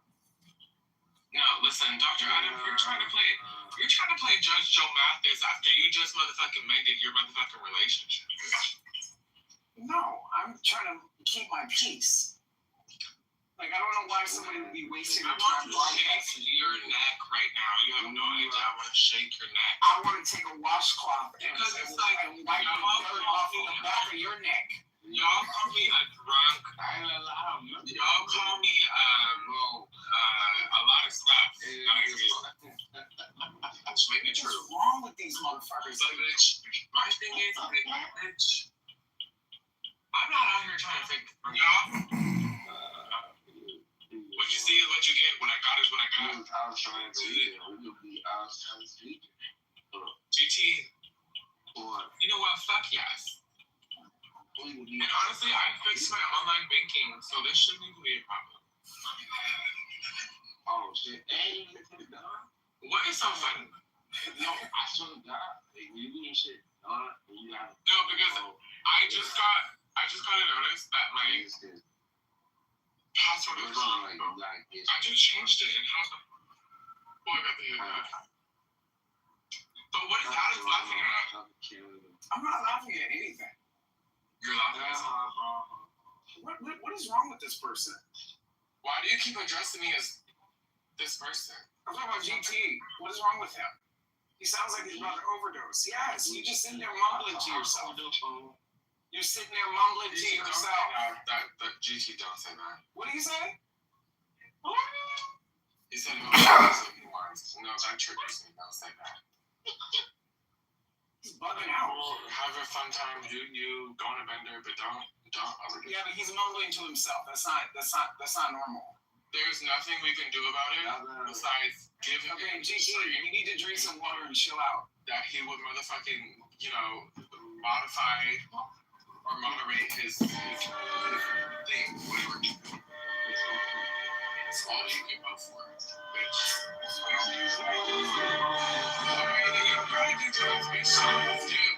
Some of us fucking do. Bitch. It's not about the rest of you. What the fuck? On the dead movies, what are you doing? Because when it's time to give a fuck, you're not. You're talking about. Okay, I'm like, no, I'm not okay with that. Then what? Happy Pride, everybody! Happy Pride! When do you overdose? It's not an overdose, bitch. I'll show you an overdose. I'm like, don't say that. No, you're like, I'll show you overdose.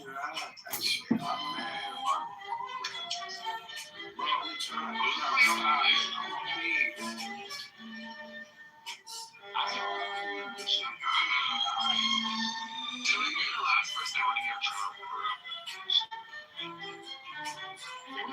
Fuck out here, you white dog. Oh, shit. You wet fucking tumbleweed. What song is this that it came from? I don't know. It's on my iPad. I'm not gonna lie, though. The liquor's gonna get me thick. It's giving you white song. It's giving me thick. It's not good. It's okay. They have access to financial infrastructure. They trade is not. Clearly they're getting paid for it because, I'm sorry, settlement in energy trade doesn't happen 2 months from now. It happens immediately. Well, maybe they have received some amount of money. But if the agreement breaks down quick enough, then it's an insignificant amount of money that won't allow them to rebuild and reconstitute what they're trying to do in the Middle East. And that's my projection. So even if they get $1 billion, I don't know that that's going to make the material difference that you're referring to. I remember at the start of the war, Trump was demanding that Iran surrender unconditionally. And now he signed this document at Versailles where he put his name on this, essentially a surrender. Are we conceding the war? So this is the most incredible political reversal I've seen in my lifetime. Have you seen anything like this? Unbelievable victory, total victory from Iran. So far, it's a disaster. Well, you said it serves nobody. I think it serves the U.S. and Iran because we don't have the resources or will to go spend, $3-4 trillion to occupy that country. So I think it's a win-win for most of the region. If you believe that this is not going to turn out to be a bigger disaster than it currently is, then you're right. But I'm pretty sure that there is no way that this can turn out to not be kind of a World War III scenario where Iran says or Iran does what it said it will do, which is down with America, down with Israel, dominate the world, spread Sharia, not just Sharia, but spread specifically Shia Islam. And that's what they're aiming to do. That's what they're stating they're aiming to do. I'm asking you, Tom, what you know about Shia Islam? Because you're speaking about spreading and Shia. Explain, be more specific. Yes, please. Because you're really bragging now. I'm not bragging at all. Explain me, please. How 10% of the Muslim can just get all of the rest of the world. Come on. I'll explain it to you. It's fairly straightforward. That's what they're saying. They're aiming to do. They're saying that their basically result as extons is doing that exactly. Now they've been attempting to do it for the last 50 years. They've been making amazing progress with the Houthis, with Hezbollah, with multiple proxies around the Middle East. They're made incredible progress toward that goal, and ignoring what they're telling you they're going to do in light of all the evidence of what they've done and how much success they've had, and saying they're only 10% of the Muslim population. Why would we believe them? Because they're proven that they're successful in attempting it. Well, what else do you need? How can they be successful at Now I am sure that at least you are half Iranian. Now I'm sure. How can one be successful at That's attempting? why Tom, I got you. And that's good. Because people that are talking like that are Pahlavists. Oh, I support him for sure, but No, it's not just you're supporting. You're either Iranian or half Iranian. But you're not an honest person. Listen, I'm a Caucasian. Tom, you can turn it around. Now I got you. And that's very important to understand who you are and how you speak. Because if you got a single Iranian here, they'll tell you that my accent does not resemble anything like my wife is Iranian, and I've been living 3 years in Iran, and I'm not Iranian. But I recognize an Iranian. It doesn't matter what he is. I don't care. He could be Iranian. He could be subterranean. He could be Mr. Iranian. Lakers and five. It doesn't matter what he is. Let's stay on topic. You guys always do the personal thing. Are you gonna go give him a Hummer? Who cares? You could have 24% body fat slowing down his cognition. It doesn't matter. Yeah, of course, everybody does it. Hold on, Tom. It's BMI.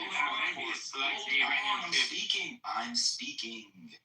So you said that they have been successful in spreading Sharia, and you mentioned the United States as part of that.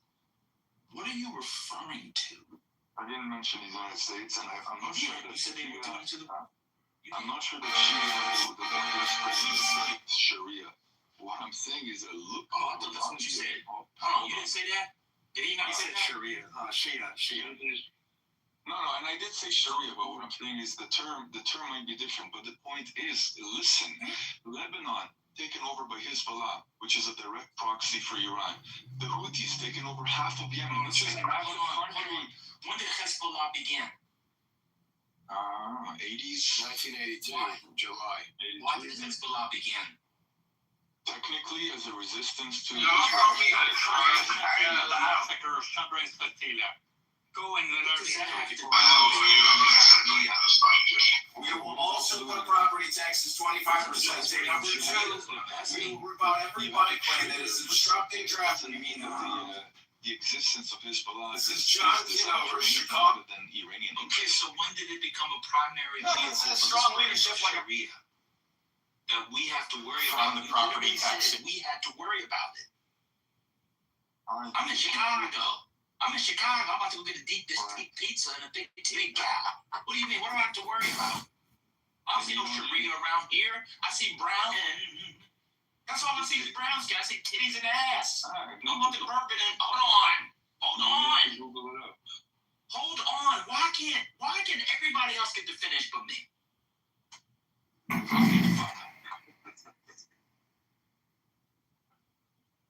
If you don't see Sharia spreading, then you need to pay for something called the internet, because there are literally massive communities being governed by Sharia law, including in Texas, and it's the last thing that Israel is concerned about. In Texas being governed by Sharia law because it's unconstitutional. Correct. So what? So name the community. I don't know, dude. I'm on a hammock outside. Okay, and now you're in the fucking goo. I'm tired of the lies. And when they ask you to prove something, I'm on a hammock. Pay my 24%. Your fat ass needs to get on a treadmill and off the hammock. Damn. You cannot have an honest conversation with these people. There's towns in Texas. Imagine thinking Texas is being governed by Sharia. What counts? I don't know, dude. I'm on a hammock. The hammock is about to break because you're bending the trees with 24% body fat. Get your fat ass up and take a walk. These people with their scripts, brought trans people in here for. Well, am I the only one here who heard that? Yes. In here, you hear that? Yes. Trans people, we don't want to hear it. In context Take your fat ass somewhere else with that. International law, he brought up trans people. Man, can I reflecting was in Texas? It's cool to have a combo, but come on, man. You can't throw out claims where there's whole communities in Texas that being governed by Sharia. Which ones? I don't know, man. I'm on a hammock. Well, guess what? Khalees is coming over here tonight, and she gonna splash all her milkshake over my face. You got proof of that? I don't know, man. It's just gonna be chocolate all over my face. And you just can't make stuff up. Come on, it's hard to have a combo. We have to go through international law. You had the girl come up here, a little 41-year-old, annoying as hell. She got to go through ICJ rulings. Igor has to work through his thick-ass accent to go through law. We asked Tom something. I don't know, bro. I'm on a hammock. I must hear that shit. I mean, Ben, just to go back to that they were spreading. They were supporting Assad. Excuse me? I told America now, what is the best financial advice you will give to my brother? Work out. There's a trend lately about people going to Orthodox Jewish communities in United States. Talking about. I'll explain what he was talking about. He doesn't want to say it explicitly. Is it my friend Peter? Because I think I understand what Peter!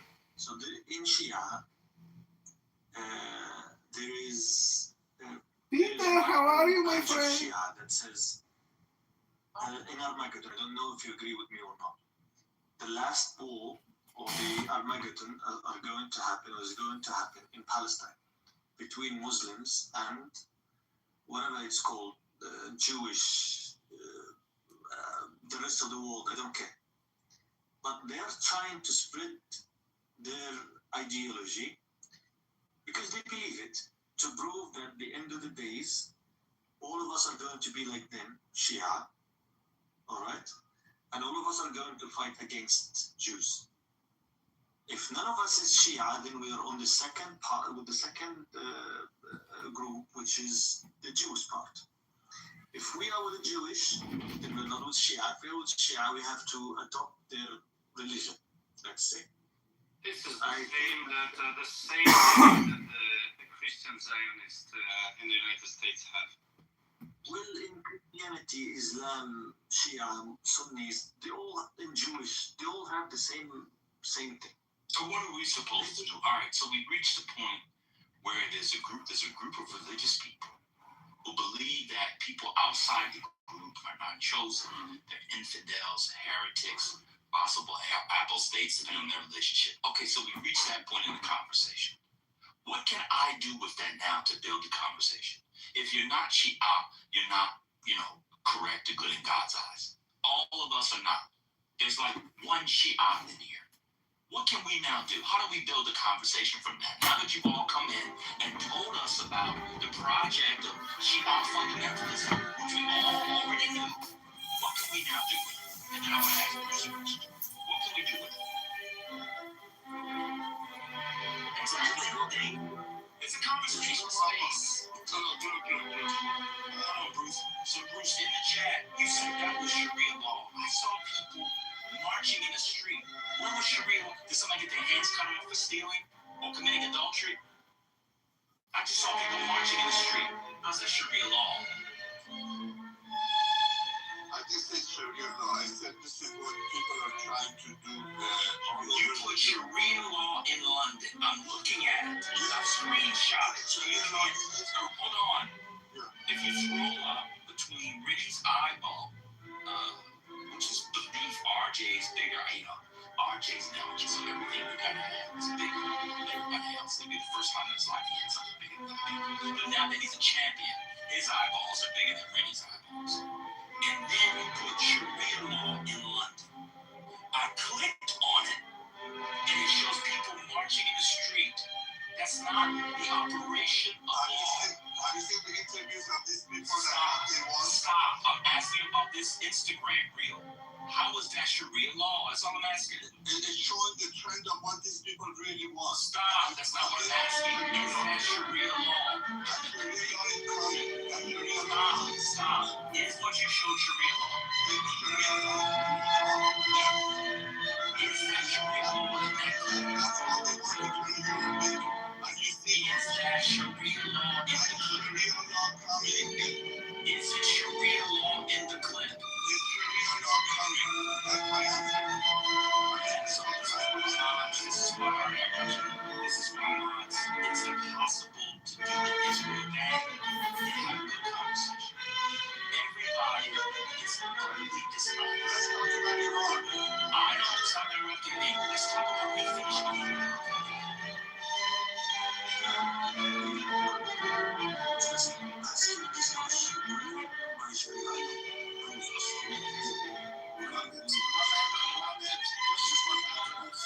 Why is that the only subject now that's talking about demonstrators in Iran before they ban Islam Republic of Iran that none of you give a shit about? This document is the government of Iran. I give demonstrators every day out the government.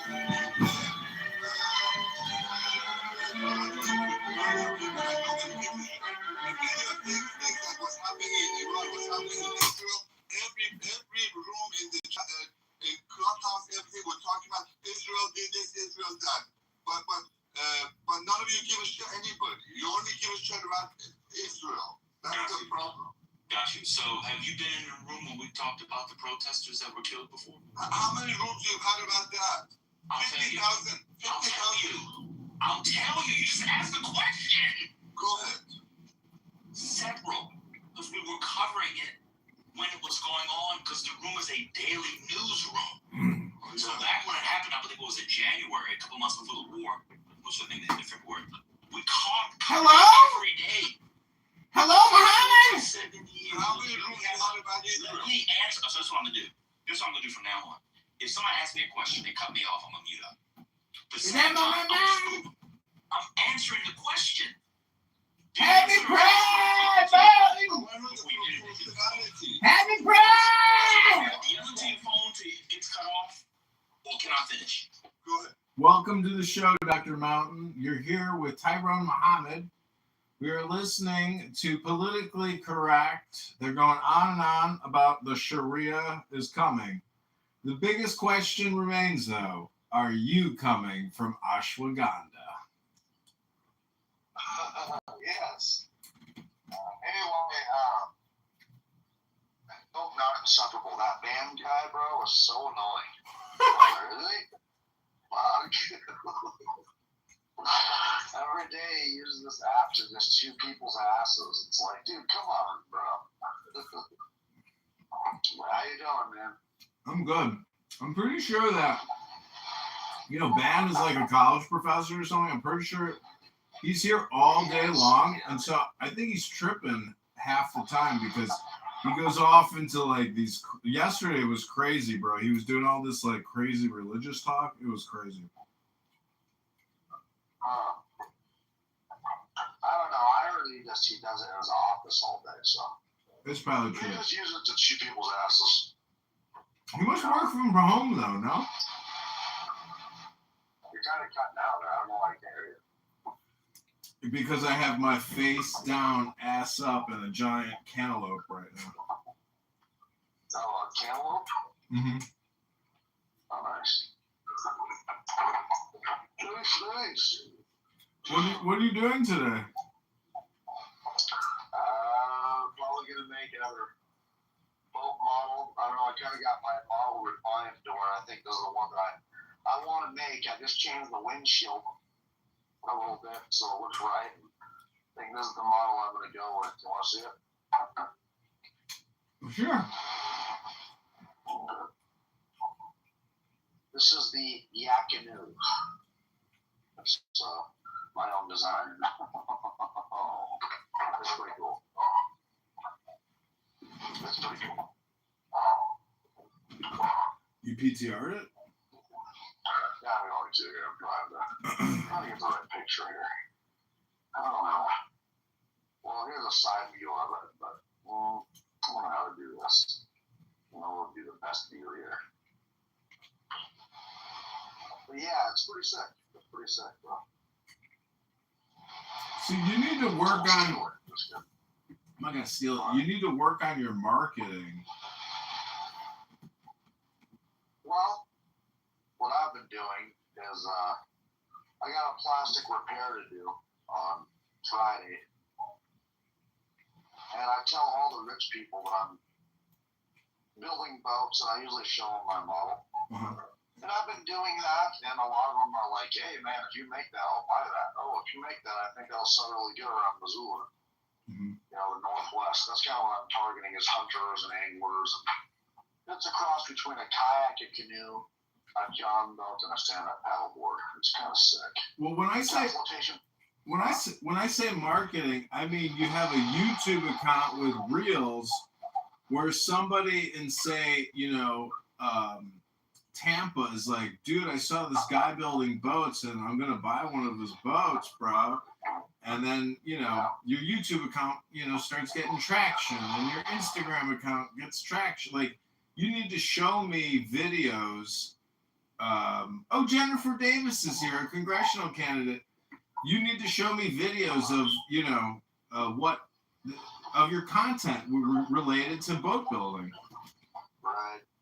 Yeah, I actually had an old YouTube channel. I'm not going to say what it was because I left off right when I bought my welder. Right when I fucking bought my extrusion welder, I lost access to my channel. And so I'm going to make it number two channel, and that's what I was going to do. Like, I used to run long-tail mud motors. That's what I used to run on rivers. And so I buy these Thailand long-tail mud motors, and I'd put them on my Coleman's canoe, and I would go up and down rivers and shit. I announced to everybody that I was going to be building boats and stuff, so I bought this, literally left my county job, took my retirement money, bought my extrusion welder for $5,300, bought a hot air welder for $1,000, went out for training in Itasca, Illinois for about $4,000 for a week, which wasn't enough. But I learned my own and got the certification and let everybody know I lost access to my channel. And so I'm kind of on a cliffhanger. So it's going to be a number two. We're going to be a number two. But if you want to, I'll tell you what my YouTube channel is if you want to see my old content. No, I mean, I'm not going to search it. You got to, message me somehow. I can't hear you. It said you got to, message me. Can you hear me? Yeah, you're kind of cutting out. It's like you're talking through a sock or something here every once in a while. Yeah, I'm a little far away from my mic. You'd be the only person I would tell on Clubhouse because... Oh, wow. What a privilege. This is proprietary information. I'm going to go to the bank tomorrow and cash my check. This is it's like you're sending me money. It's like you're talking to you. It's like you're just sending me money. Wow. I'm going to tell you what it is. Wow. I'm going to tell you what it is. Oh, my God. Wait, let me get my notebook. Are you ready? Go ahead, doctor. Go ahead, doctor. It's called Mud Motors Max. Mud Motors Max. My bank account just got a wire transfer with $20,000. Type it in, bro. Oh, that's enough. Don't ever tell nobody, okay? Do me a favor. But yeah, that's what I do, bro. I run long tails and shit. And so building boats is my thing, And so I've been building models, building some boats, but I haven't sold any because you got to get a Coast Guard approval. You're getting a lot of trouble if you try to sell boats without that Coast Guard manufacturer identification key or horsepower capacity rating. $50,000 for every boat you sell. Civil lawsuits by the federal government for every boat. $50,000 down the tube. So there's no point in selling a boat without that. So yeah, that's kind of what I'm doing.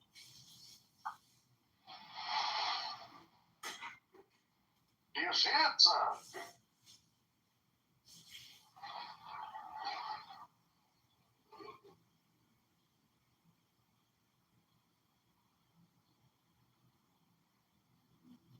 Max MAX, by the way. Well, that's me.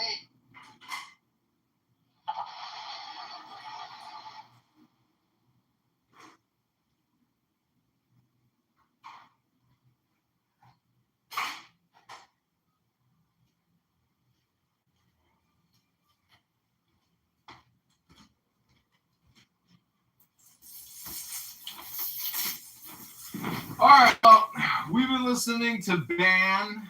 We're live on TikTok, and the party just don't stop.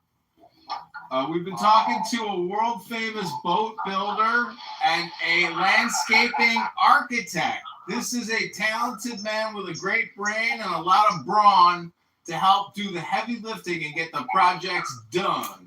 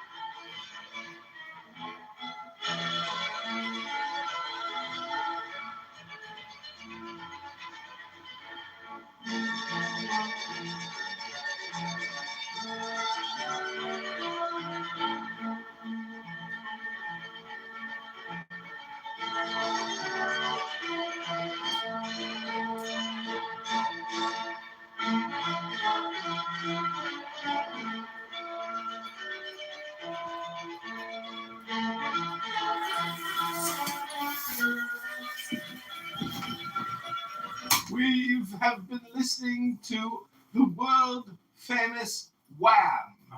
Wolf Gang Amadeus Mozart!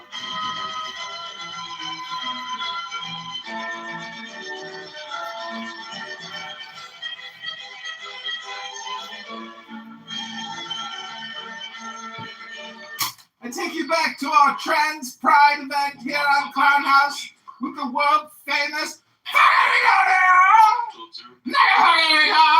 Bad. I think it should be illegal because I think these people are becoming subject to these rules. One second. Are the people who observe that then, are they choosing that freely? Usually the husbands choose for the wives, which is my personal problem with it. I'm asking you, well, can the wives leave legally? Are they allowed to leave? I'm not talking about someone being held hostage or captive, but are they allowed to leave? I consider these groups like cults, so they can technically leave, but none of them do. Okay, right. So if that then is allowed under our Constitution, and these are civil matters and family matters, shout out to Steve Urkel if you take the cool juice. Steve Urkel? Hi, everybody! It's me, Steve! How did Steve Urkel introduce himself when we come over to their house? And this is how they practice their religion. It's me, Steve Urkel!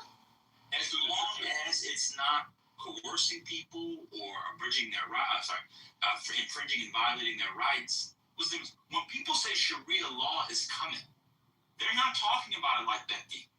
They're talking about it where me as a non-Muslim has to follow the rules. And you know that. Maybe you don't like America's freedom of religion. That'd be a different argument. Hello? Hello? You want to hear the answer? Yes, go ahead. There are two differences. Judaism and to some degree Christianity are not expansionists, so they don't try and force other groups. Christianity is not expansionist. I did not have this conversation. I did not have this conversation. I said to Texas, are you familiar with the evangelical? Do you know what evangelicalism is? Do you understand the difference between Sharia that says that you can be killed if you're not Muslim versus Christianity? That's not legal in America. That's not America's to those communities. That's illegal. I agree it's illegal, but it is happening. Why don't you open up? Well, if I did, nobody would ever let me in. Homer, see ya.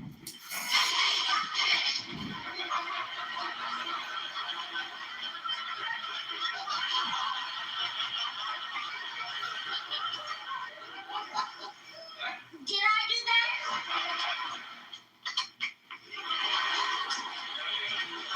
Hi, girl.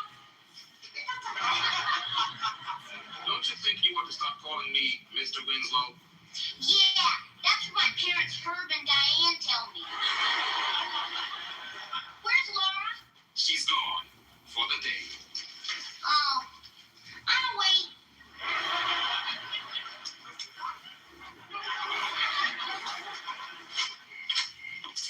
Hi, everybody. I could have sworn I locked that door. You did. I took the liberty of making my own key. Want to play some one-on-one? No, I don't. Then why don't you stick to chess? Yeah, it's more your game. No, I've been practicing. Watch this.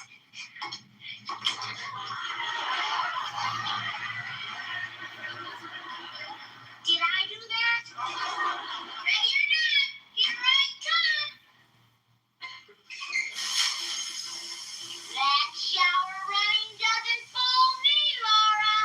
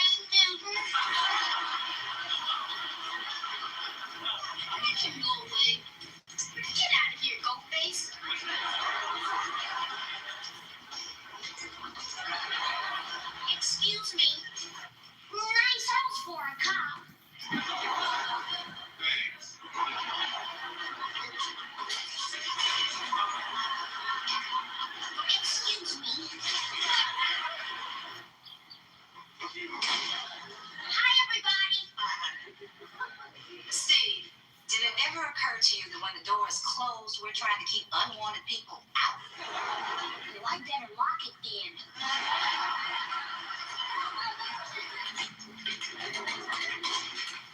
Hi, Laura. You busy? I get it, Steve. I don't even have time to be mean. Great. Maybe I'll stay a while. Can I help? Yeah. You got an oven we can use, Chief? Sure. You can use mine for free. All I ask is for Laura's hand in marriage. Okay, right this way, please. Don't put it near the kitchen or the bathroom, okay? Where is your hotel? I hate the sound of flushing while I'm eating. Don't you, my pet? He punched somebody. Excusez-moi.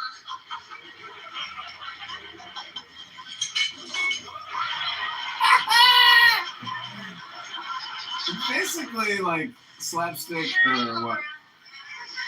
Clown comedy. Everything is like from. Go home.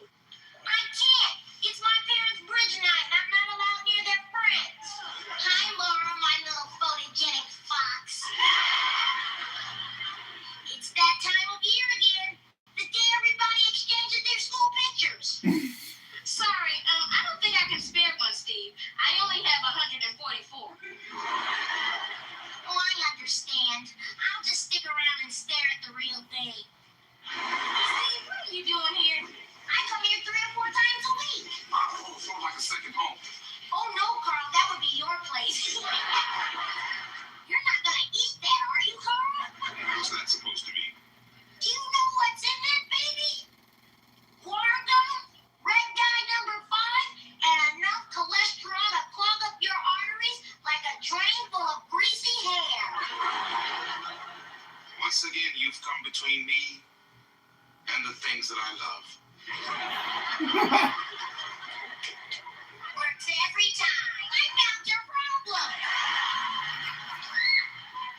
Your shielded cable is crossed with your power line, but don't worry, I fixed it. All right, let her rip, Carl.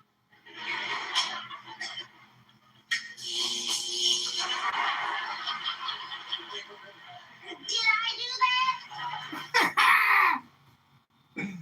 Did I do that? That was me. Hello? I guess it's Sharia law because the biggest issue that people have, they come in here when they're trying to If you were locked up at any is they go Illinois to the juvenile places and say, like the county, the audio, or anywhere else. Pepperoni pizza. Oh, I can't get a pork pepperoni pizza. Oh, the pepperoni is halal here. Well, we do have it if you ask for it. But yeah, and just surprised the family community is deep in your it's a wonderful place to live. We have a microeconomy that survives more than the rest of Michigan, even during economic downfall. It's a great place to live. Crime rates are relatively low. Insurance rates are high, but that's Michigan. No, that's good. First, I thought that I had a wife now, and then no, you had a daughter now. Then back to Tom. Tom, what are you saying there? Please, Tom, no assumptions here, Habibi. Just wait. You're saying that law is being practiced, Sharia law is being practiced outside of Saudi Arabia, which is the core of Sharia, right? Just go and look at Saudi Arabia, Habib. You will see miracles. It's Europe. I mean, Europe is being preservative. They let women drive now. They even let women drive now. They let women drive now? Habib, they're opening bar. I know. They're letting women drive. Oh, and they're already letting the women drive. You know what's Cristiano Ronaldo's wife is? What was her name? Georgina. How could I forget this? Georgina is under his name in a passport, not as his wife, as his mate. All right? And this is Saudi Arabia. They are practicing anything but Sharia.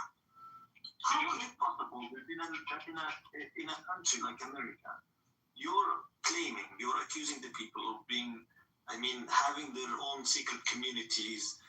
It's like I'm watching a movie now. No, we're worried about 9-year-olds getting married in Iran, Iraq, Afghanistan, and other Islamic countries. That's what we're worried about. Well, We're not worried about these boys now. You were stationed in those areas for 30 years. And so you still worried? What? Come on. Anyway, I feel like the main problem is anytime somebody who is not a certain group can just freaking eat the food that they're supposed to eat, then everyone is crying about Sharia law. Or if somebody's voluntarily abiding by their faith and dressing a particular way, oh, it's Sharia law. Ain't nobody cover up in America? Are you okay? No, that's not what we're worried about. The only reason why somebody decides to do it is because they understand why they want to do it. No, we're worried about honor killing. Everybody else who gets forced. I have a question, John. When it's 90 degrees, Can I finish speaking? you asked the question. Yeah, I want to say something, so I Right, and especially because some of y'all are so sexist, and you really need to get out of that. But I'm just saying, you can't force that in the United States. Are y'all okay? People in the United States are not y'all. Like, whatever your little home countries are, like, that's not us. We don't have to, be worried about that kind of stuff. Not If yet. y'all enforce that, well, there is no not yet. You can't use your mentality into someone else. You can't do it. Y'all tried. The FBI tried. Into different monsters and things like that, and tried to get people extremists. And guess what we did? We called the FBI and turned them in because we don't play that. We're not y'all. Good. I'm glad you're like that. Well, I'm not worried about whether or not you're or not. Good. I'm not trying to impress you. Yeah. What I'm telling you is that how the human brain works is not that you get to just wave a fucking wand and all of a sudden people are just Shia who are minorities. That's just crazy. There's been a lot of honor killing in Europe by people coming from Pakistan and other countries who are not used to this culture. We want to make sure that it doesn't happen. Honor killing in America, and it doesn't matter their faith. There's a lot of dishonor killing here, so nobody cares. So you're okay with it? Good. A lot of women in the United States are killed by their partners when they cheat. Thank you. Killing people for blasphemy. That's what we're worried about. For killing for blasphemy. Bruce, one second. Tell me country in Europe that had a honor killing. Thank you. You haven't seen people come from Pakistan and murdering their own daughters because they needed the boy? That was in London. Can you provide the link? Oh, I'll find for you. Sure. Thank you. I'm just trying to figure out how and why, this makes sense to. Why are you speaking to Americans about this? This is strange to me. It's supposed to be black people trying to tell us about a religion. Are you okay? You keep asking a question. Can I ask you a question? Under every religion, black people catch hell. Give a shit about your little quibbles and qualms. You didn't give a fuck until just 2 hours ago. Sean, you sound like a liberated. Okay, you sound like a liberated. Great. You sound like a liberated woman. How many women do you know? Care about what I said to you. John, up for a second. You don't. What the fuck, Why would you say shut up? Because she keeps talking over me and she keeps screaming at the phone. You keep talking over her. I don't care about your opinion.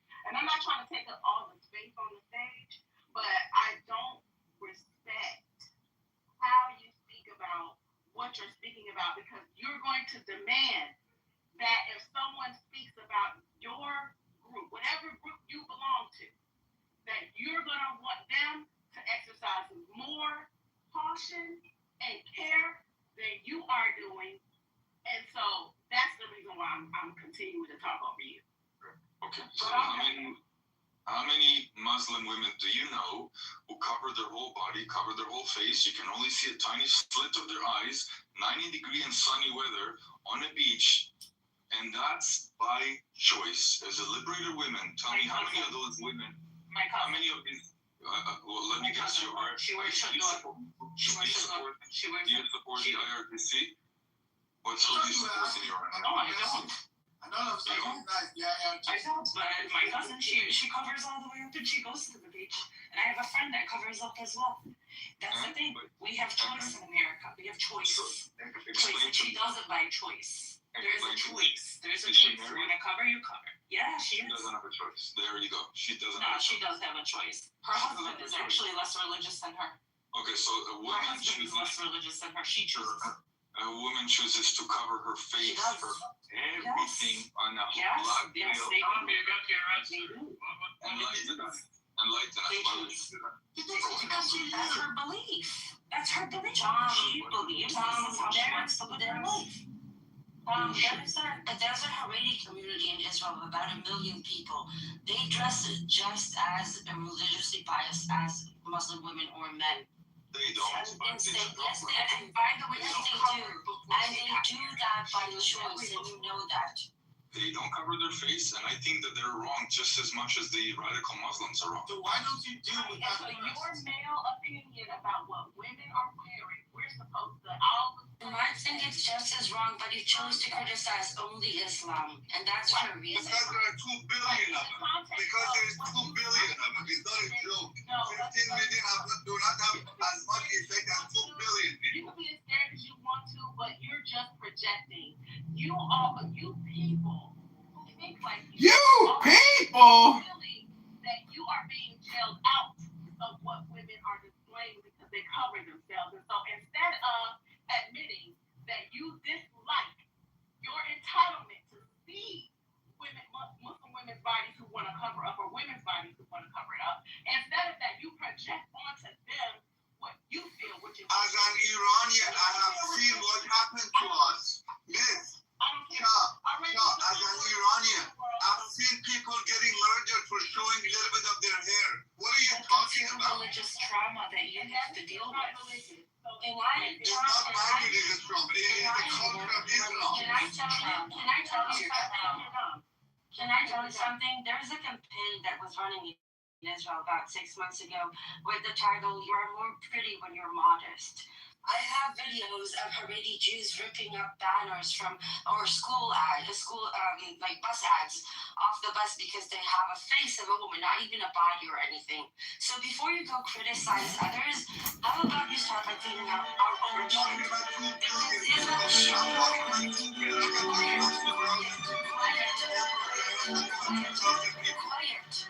Quiet. Quiet. There is a legitimate problem. Quiet. Oppression of women in the states that do not support the church state.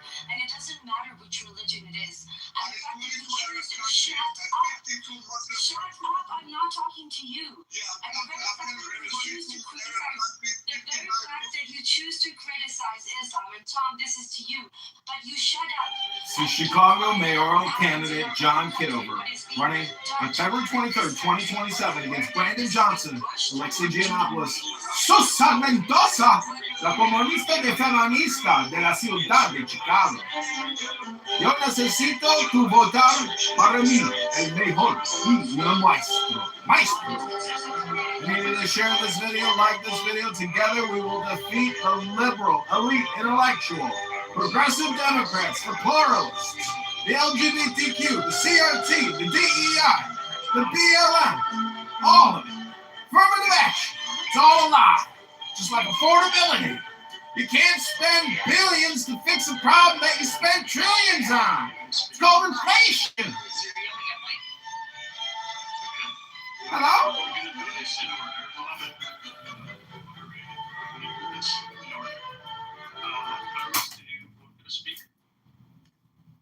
Hello? Let's go to Muhammad. Dan, who wants to speak? I will go after if it's possible. Okay, Mr. Rose, then we're going to come back to me. Then we'll choose Can I you. go after Ambrose? Yes. Muhammad and Rose Bruce. Go ahead, Muhammad. Thank you. Now, for what Tom was saying, I've never seen it. I live in Libya, and I have been to Egypt. I've never seen it there in Egypt. I've never seen it in Libya. What was he talking about, him and Bruce, about being, some people were killed? Actually, there are internal conflicts between Shia and Sunnah, and mostly Shia are killing Sunnah in Iran. And you can say vice versa, I don't care. But this is the truth that's happening there. I don't know if Bruce agrees or not. But about the communities that are happening outside, I mean in Europe. Hello? Or in the United States or in the United Kingdom. Tom, you're totally right. I don't agree with that. And I don't see it on ground. Ban said I've never seen it. Fairuz is there, she said I've never seen it. I've never seen it on the news. I've never seen it among my friends, because my friends live, most of my friends are from the UK. They live there. I've never seen it there.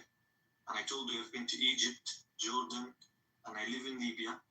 It never happened. Never. The only truth is Shia are killing Sunnah, and you can see it there. You can see it in Iran now. You've seen it in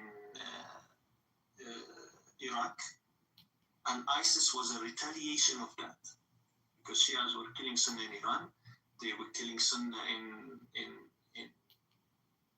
Lebanon, in Syria, and as a result, Sunnah has to retaliate. That's why this has been invented, and most of Lebanon were impatient of that thing.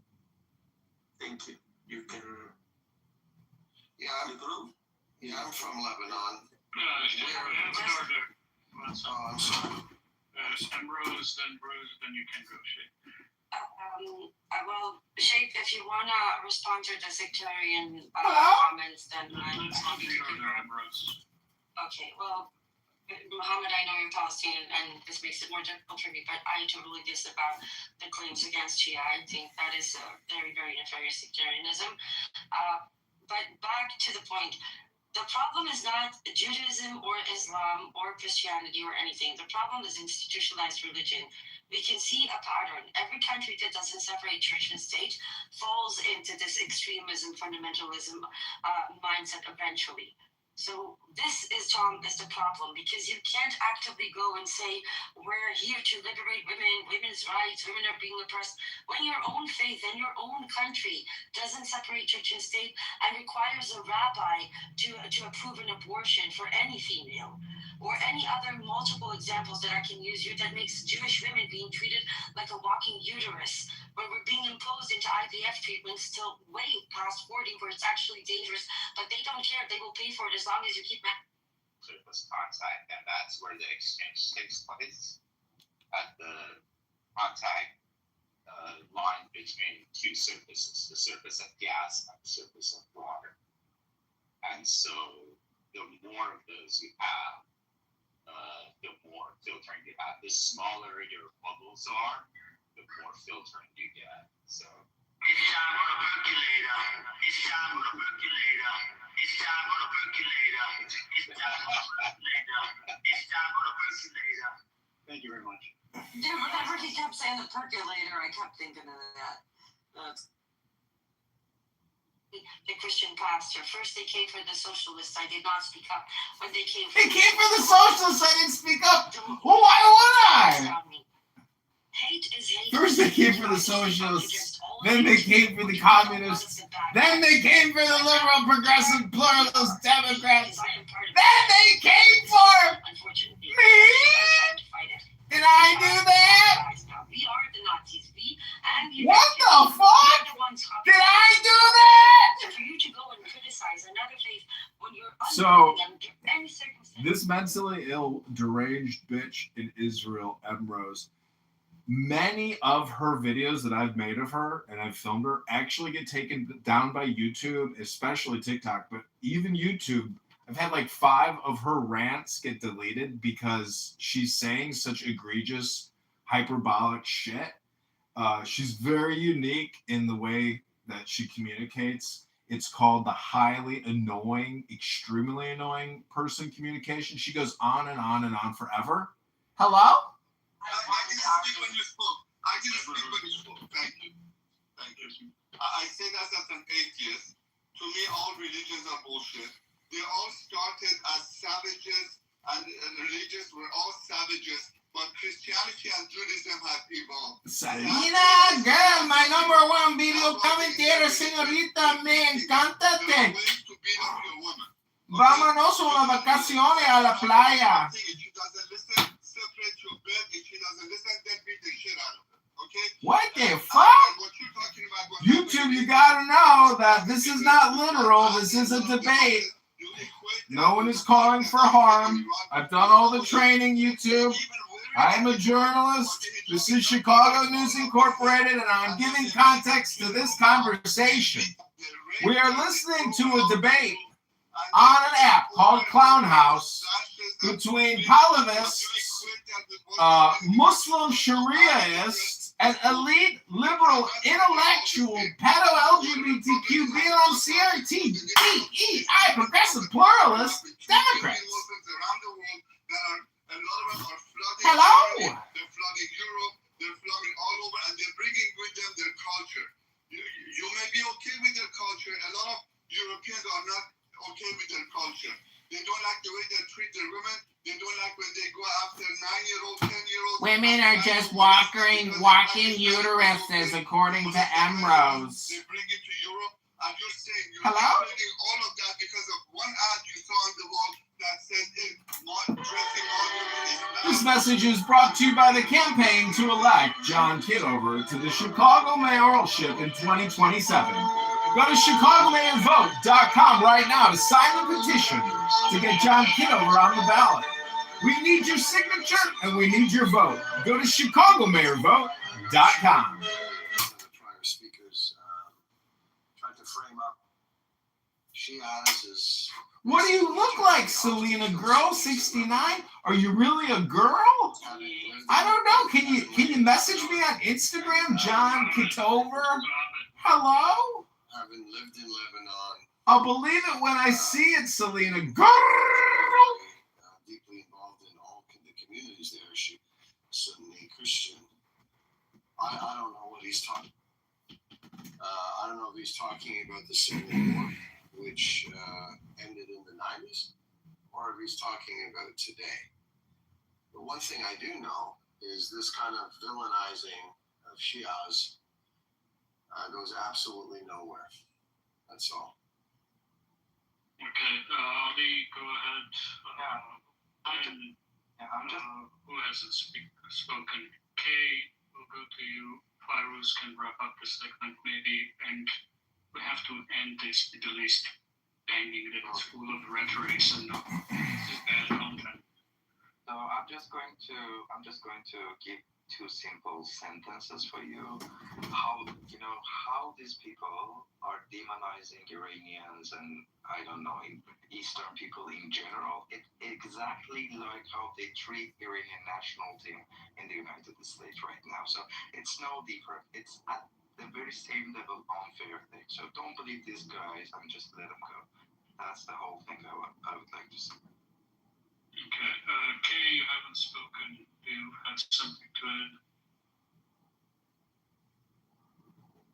Hello? Okay, Fairuz, do you have anything to say? No, just to wrap this up, you're speaking about it as if it's an endemic issue within the community. It is not an endemic issue. Women aren't thrown over the roof. Happy Pride, boys! I'm going to the Pride Fest today. See you all at the Pride Parade. I'm going to be on a float from the ocean of Chicago. Hello? I'm going to get me a washcloth with some warm water and wash your neck, Dr. Adams. I'm going to wash your neck. You need to wash your balls. I'm going to wash your neck first. Hello? Hello? Before we finish the topic. You ain't a mod. You ain't a mod, and it's Pride. And I'm going to be prideful. I'm going to have some fun on a float in the sun. has surged oil, and this is part of the article, has surged oil into international markets since the agreement came into force last week, exporting more than 40 million barrels, much more of its crude than had built up its storage during the U.S. Blockade, according to tankertrackers.com, a maritime tracking firm. Once Iranians' exports recover and stabilize, Tehran is expected to export 1.6 to 1.7 million barrels per day in the coming weeks, according to Gregory Group and Iran Chicago analyst like Narration Group. The export rate would mean some 8 or 9 billion Chicago revenue over the next 2 months.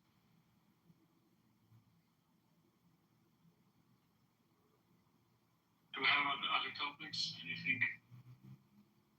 that is contemporary, breaking news related? I don't know.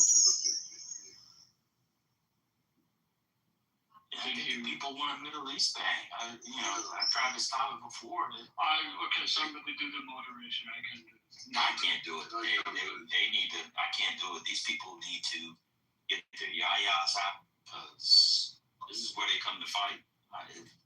They got them. I tried to stop it an hour ago.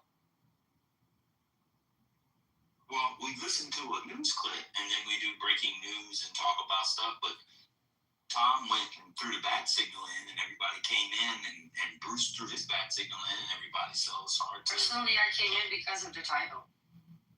Okay, well, now that you know that it doesn't have to be Middle East banging, you can leave even with the title. Y'all act like the title is not some super magnet that the Joker developed so that the Batmobile could make its way through Gotham. You can just leave. It's a title on a free app. If the title said, give me titty pics, would you also come in and stay? And just leave if you don't, it's just a title. You can't blame us for assuming that this is the subject of the conversation. Well, it also says meet the press. So we were talking about stuff that meet the press as well. Do you want to talk about that? The DSA wins in New York and losses in Utah and Colorado? You can talk about whatever you want. I'm just saying, if you don't want to talk about the Middle East, it might be a good idea to change the title. We don't want to Middle East bang. They were banging with their gang. They were outside with the deuce, the 6 to 8 to 9, they're from the deuce. They were banging outside with their gang. You wanted them gangers. Igor, get your friend before she gets found out in the hallway. It's insane. I'm tired of her. She's annoying as hell. Go open your own room where you can gang and bang. But we don't want to hear that all day. If Igor doesn't save you, no one else will. And you will be out. Nobody's there banging. There's a Iranian community here. We don't care. I don't care. In fact, do you want to talk about the 10th of meeting? You want to talk about the book of Numbers? You want to talk about spreading the ram's blood on the 10th of meeting? We can talk about the 10th of meeting. That's not a You want to talk about the tabernacle? You want to talk about the Ark of the Covenant and the mercy seat? I love the mercy seat. Why don't we talk about the gold serpent on the rock? Let's talk about Balaam's donkey. How come we got a talking donkey? How come we went from a serpent from the first talking animal, and the second one is a donkey in Numbers 22? Let's talk about that. Y'all talk about Jews all the time. In the Hebrews, let's talk about some real text. Can we talk about body fat whenever there's space for that? Come on, man. We don't want to hear it banging. If y'all want to bang, go open your own room. What was that boy's name? Amir? Go bang in Amir's room. I figured y'all be tired of the banging, both online and in real life. I'm going to be honest with y'all. The Middle East collectively. I hope Kitover, you recording? Yeah, we're recording! It falls off the flat earth. Flat earth! I wish Trump had not gotten us away from green energy. I wish we were totally green energy, and the Middle East would fall off, because the earth is flat. That there would be some sort of tectonic movement. Right? And the plate shook. Remember how the ground shook in Genesis? In the Torah. And I wish it shook. And I wish there was a day. And God said, oops, I made a mistake. I wish. Because the so-called promised land, remember Emerald, since you're going to talk about the Jews, let's talk about the Hebrews. Let's talk about Hebrews and Israelites. Remember when Moses sent out the 12 spies? And 10 of them said, oh, we shouldn't go over there. Leave that shit alone. But Joshua, who of course Moses changed his name from Moshe, nobody was talking about that in this discussion. And Caleb said, hey, we can do it. I'll be honest with you, I wish Moses had followed the 10 instead of the 2. Look at that, 10 and 2. Where are your hands when you drive? On 10 and 2. Why? That's a direction in which you're going. That's a numerological symbolic that I read from the Zohar. And in 2, y'all ready for it? You reading Zohar? Let's talk about that.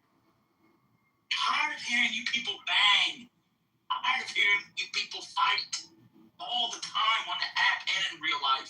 It's boring. We are sick of it. A shithole part of the earth runs the earth. I wish y'all was as irrelevant as Kashmir, which, by the way, is also a fucking mess. God damn, I'm tired of hearing y'all bang. Fall off the earth. Kitover, I hope you're getting it all. Getting it. We're getting it.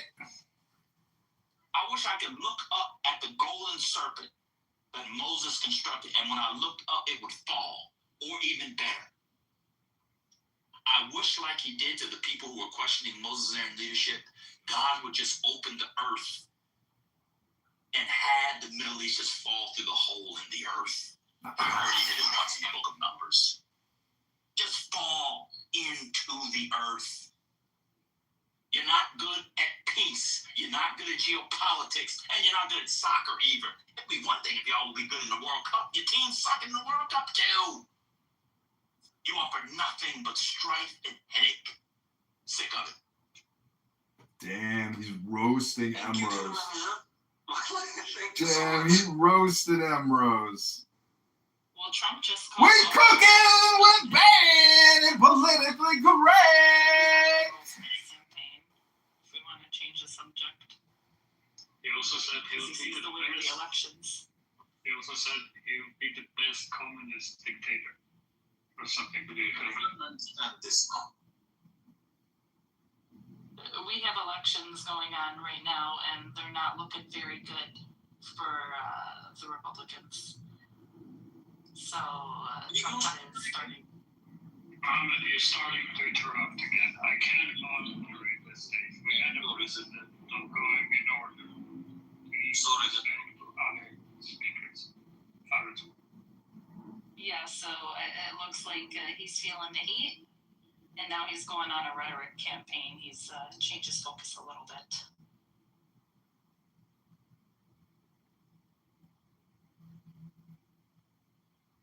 So let's talk about this stuff, because this is very consequential for those of us living in the United States as well. Other than geopolitics, and he's scared. I think this signals to us he's we know he shits his pants, but Trump is shitting his pants?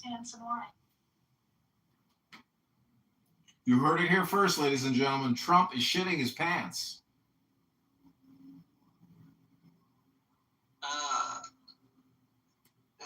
Does anyone here knows what is going to happen to us in Libya?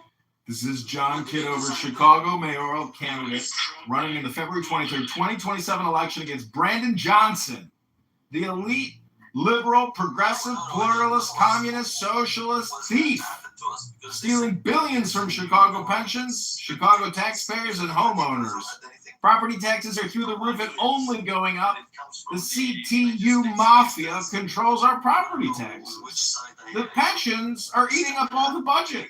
The interest expense is eating up all of the budget. There's nothing left for you and me. We are tax slaves. But together, we will liberate this city. We will file for federal bankruptcy. We will rip out all the concrete bike lanes and bump outs and sue the Abu Dhabi Investment Authority for fraud. I will cut property taxes 25% day one by mayoral decree and home rule legislation. We are listening to Politically Correct, an elite liberal socialist hangout for progressives and pluralists celebrating their pride. If anyone has read the article about institutions of higher learning trying to gain more public trust, anybody read that? I was just reading it right now. I mean, now they're recognizing this. It's been a long time. People have been losing their trust in the public institution for a very, very, very long time. Let me also say, as an addendum to my rant, because I left it out and it just dawned on me. Many of you don't believe in God. You don't believe in karma, cosmic justice. But I'm telling you what I'm telling you, and I know because I've thought on it and meditated on it, and I ritually purified myself. He has ritually purified himself. He is cleansed. He is clean. He is ritually purified. In the UK, the fact that that country is an economic, cultural, and political shithole has everything to do with the fact that where we are right now is because of the British. The British. No, we're here because of the French, not the British. The source. It's a common misconception amongst the elite, liberal, intellectual, LGBTQDEICLT, And you couldn't take it. pluralists, socialists, and communists. That's exactly what's happening to the British right now. The GDP of that country outside of London is worse than the poorest state in America, Mississippi, Louisiana. Let me say it again. Outside of London, that country's GDP in their cities is lower than Mississippi, Oklahoma, and other American shitholes. This is the comp. Egypt T22. Isn't all of this is British? Your farmer was going to be your dentistry. It turns out it's your economy. It's exhausting. When I was a boy, all you heard, peace in the Middle East, peace in the Middle East, peace in the Middle East, peace. Again, Chicago mayoral candidate John Kitover running in the February 23rd, 2027 election against Brandon Johnson, the communist thief. We're on a conference call with the Brandon Johnson administration internal staff. Listen in. These are elite, liberal, progressive, pluralist, socialist, communist Democrats spreading their LGBTQ, CRT, DEI, affirmative action everywhere they go upon the face of the flat earth. Starbucks to get a quadruple shot. We're discussing the affordability crisis and why no one can afford their rent and their groceries and their gasoline, their entertainment. Everyone is in debt. Hello? Looting, killing. It is insane. Take it to the tent of meeting. Take it to the tent of meeting to purify and cleanse yourself. It's going to come back on them until they do right by the world. And they got it. I'm done. Come on. Come on, Feely. Oh, Selena Girl's very old. Damn, Selena Girl's like 65, 85. Well, Selena Girl. Yes, I'm getting a quadruple shot, 4-shot iced Americano to calm my nerves. Calm your nerves, fam. I was working Isaiah. Games later today. I'm going to enjoy myself. Hello? Children swimming all day, friends, they have the kids. I don't have real kids, but they do play dates. So they're doing their thing. I had a day to myself. I'm going to work, enjoy myself. I have to listen to Israel banging from the same people. 6 people. Roast them, cook them, ready for the barbecue, and roast. Again and again and again. Peace in the Middle East, peace in the Middle East. Peace in the Middle East, peace in the Middle East. That's all we heard. I'm going to be honest with you. I could probably draw Yasser Arafat from memory. He was on the news all the time. This is Bernard Shaw reporting. Cook them up, man. What's for the appetizer? Oh, thank you, Bernard. You look good as a middle-class Negro with that mustache. We're just reporting Yasser Arafat is... Hot dog rolls and bacon? Aren't y'all exhausted yelling with each other? Bang it up, cook it up, and roast it up. Tootho come in Hello? Later on, and he'll be spitting all over the phone. Hello? Don't talk about the scriptures. How about a movie? Don't talk about 25-year-old women who aren't married. I have another topic for a little while.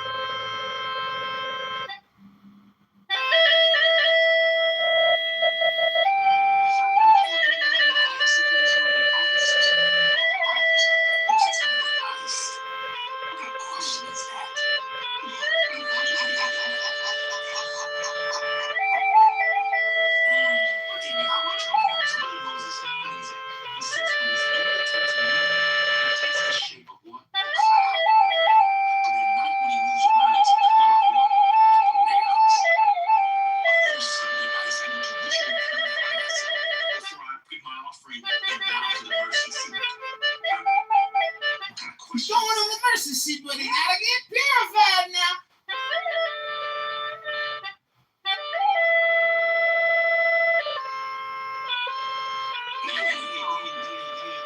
How does that get cleansing? It's hard to get your nose out of the list of and stop telling the Saudis. And that means to clean your filters. Oh, you left just in time, so you were there. Yes, he did. Of course he did. Of course he did. You know, people blame America for everything, but it takes two, baby. It takes two, baby, to make a thing go takes wrong. two. It takes two, baby. It takes two, baby. To get out of it, you can just say, you know what, hello? Hello? Right, say, this is my own phone. Hello? I've been in this club too long. It's been like this one. My father's working off of the plan. Which is not just saying, you can do better, just don't take out. As soon as a new president comes in, what's the first trip they will do? Anybody know? Something. You know, see, clean around.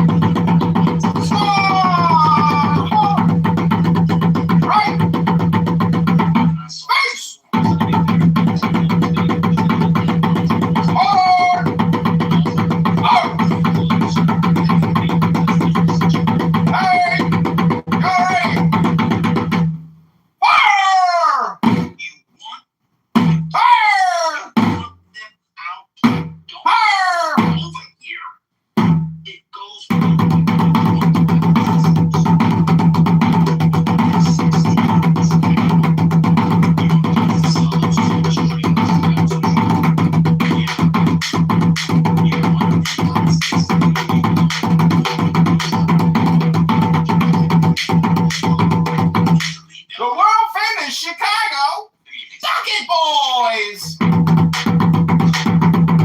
Got any change? Got any change? Deep dish pizza. No Malnati's.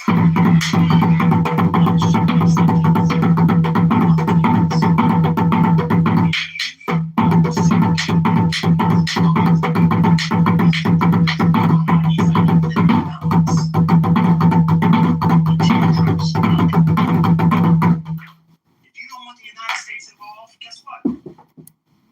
Don't come to the United States. Hello? Stop trying to have golf tournaments. Or we're going to do LIV over here.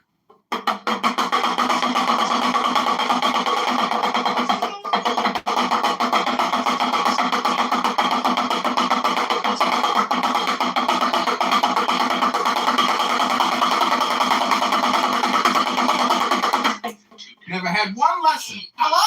Titties matter, man. You don't have these things. I think she knows Hang low like you. confident. Them things hang low like you about to collect Medicare. You didn't put all this when I did.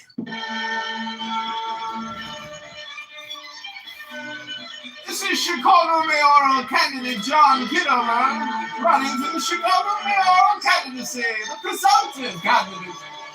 Go to ChicagoMayorVote.com for more entertaining content to liberate the city of Chicago from never-ending property taxes, pension debt, interest expenses, and CRT, BLM, LGBTQ spending by Brandon Johnson, who is stripping this city of billions of dollars and exchanging the liability onto the taxpayer.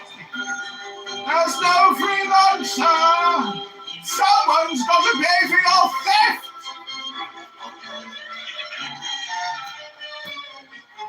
Hello? Hello? Hey, all jokes aside, am I the only one that's exhausted by this? It's been my whole life. No, It's tiring. absolutely not. Son, done. We've been going through it. All of us.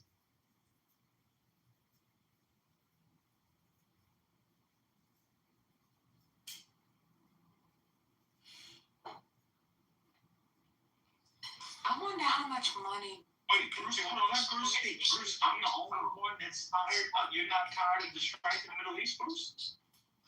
I'm sorry, I meant to say no, you were not. I fucked up. Oh, okay. I agree with you. I agree with everything you said for the past 20 minutes or so. Wait, you also believe that titty pics for $45 should get repopped? Do you agree with that still? I'm not so brave to go to that there. So that's a beautiful picture, though.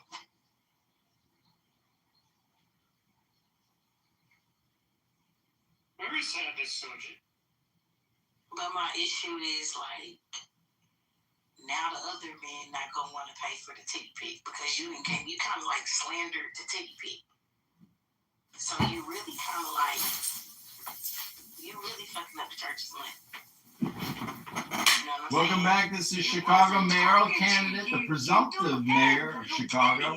Go to ChicagoMayorVote.com right now. Like this video. Recycle, repeat, repost, Instagram this video, comment, and send it to people. Hello? We're listening to the world famous, politically correct, the property of Patty. All I know is she don't fit in whatever category you just provided. Hello? I don't know. Did he ask you for a refund? So you say your taste was cheaper.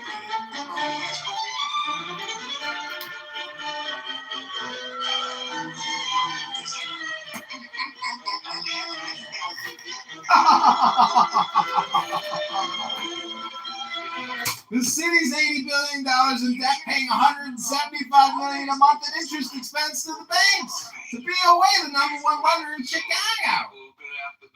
Good afternoon, Mr. Rambo. I'm just laughing background. You got me cracking up. Funny bunch here. Funny bunch. Happy Saturday. Bunches of fools. Happy Pride Day! Happy Pride Month, everybody! See everybody at the Pride Parade! Damaged. Well, I'm going back for a new piece of space. So they gave me in the chat to YouTube playlist. Oh yeah, I saw you put a YouTube in the chat, but I didn't know what it was. So anyway, those are the songs that, those are the pieces of music. Let me link it to the news. Let me tell you one thing.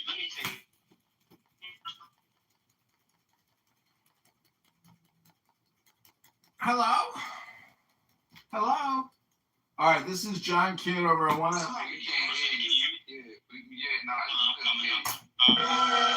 to thank you for coming.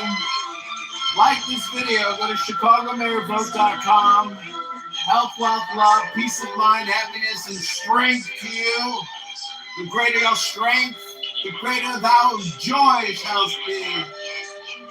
Love is the law. Love under will. The joy of the world is strength. Hello? Go to ChicagoMayorVote.com. Like, share, subscribe right now. Day number 1, we will cut property taxes 25%. Day number 2, we will rip out all the concrete bike lanes. Sue Abu Dhabi Investment Authority. Whose streets? Our streets. Whose streets? Our streets. Who's free parking? Our free parking. Poor. Let me tell you what's tiring about it. Donald Trump. Kitover, you getting this? I got it. Orange Julius the First. Cheeto Lenny the Great. Has an MOU. Is it ass? Absolutely. But it is an MOU. You have the other GCC countries decide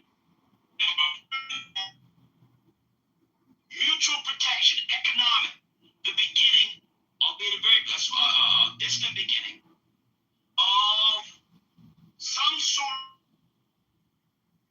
This is Ben talking about the Iran Neoliberal show MOU. came in here after having some exotic meat, saucisson of rabbit,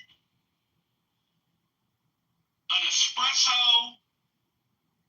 and Thomas Jefferson's famous Madeira and said, Madeira?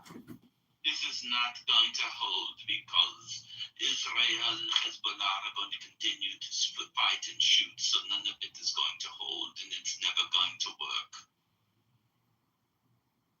Igor came in here. No, it's not. Igor came in here. It's not going. No, you said, I hope it works, but Israel won't agree. Igor came in here, made it more of an accent chamber. Yes, I believe it's not going to work because of Israel and so forth and so on. And I prayed. I went to the tabernacle. Guess what? It didn't last a week. It did not last a week. Well, you didn't purify yourself correctly. You didn't purify yourself correctly. You gotta get in the mikvah. Hello? You can't just look at it. You gotta go in it. Hello? Let me say it again. There was a drone attack on Bahrain last night. No. You angry. I can't argue with you. You angry. I ain't gonna argue with you. All right, it's ChicagoMayorVote.com. I hope you enjoyed it. Hit the like button, leave a comment. Go to ChicagoMayorVote.com, everybody. It's tiring. A drone swarm. What did God say about eating animals that swarm? He said, don't eat them. Tired of the swarms. It's unclean. I cannot be I cannot be the only person who is exhausted. I am exhausted. People walked around in middle school. And in Johnson. When I was in middle school, some of y'all went to junior high because you were old. Some of y'all think I'm old, but we didn't have junior. I'm not that old like y'all. Just because I sound old and well-read doesn't mean I'm old. People walked around in high school, Liberal, progressive, and middle school, communist, with T-shirts on, with peace signs in a little circle, walking around, hey man, what's up, peace? You wore your little church, your crisscross shorts on because you were cool. You're a fool. Peace, peace. Everybody was talking about the Middle East. George W. Bush comes in. They tried to kill his daddy. He gets the black man, the Indian man, the Jamaican man, Colorado going live with a fucking pottery barn policy.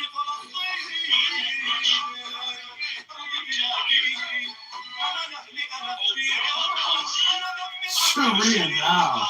Falafel tomorrow. All kinds of shit. Libya. That's not Middle East, but you take the point. Syria. Obama was a disaster. Tired of it. Tired of it.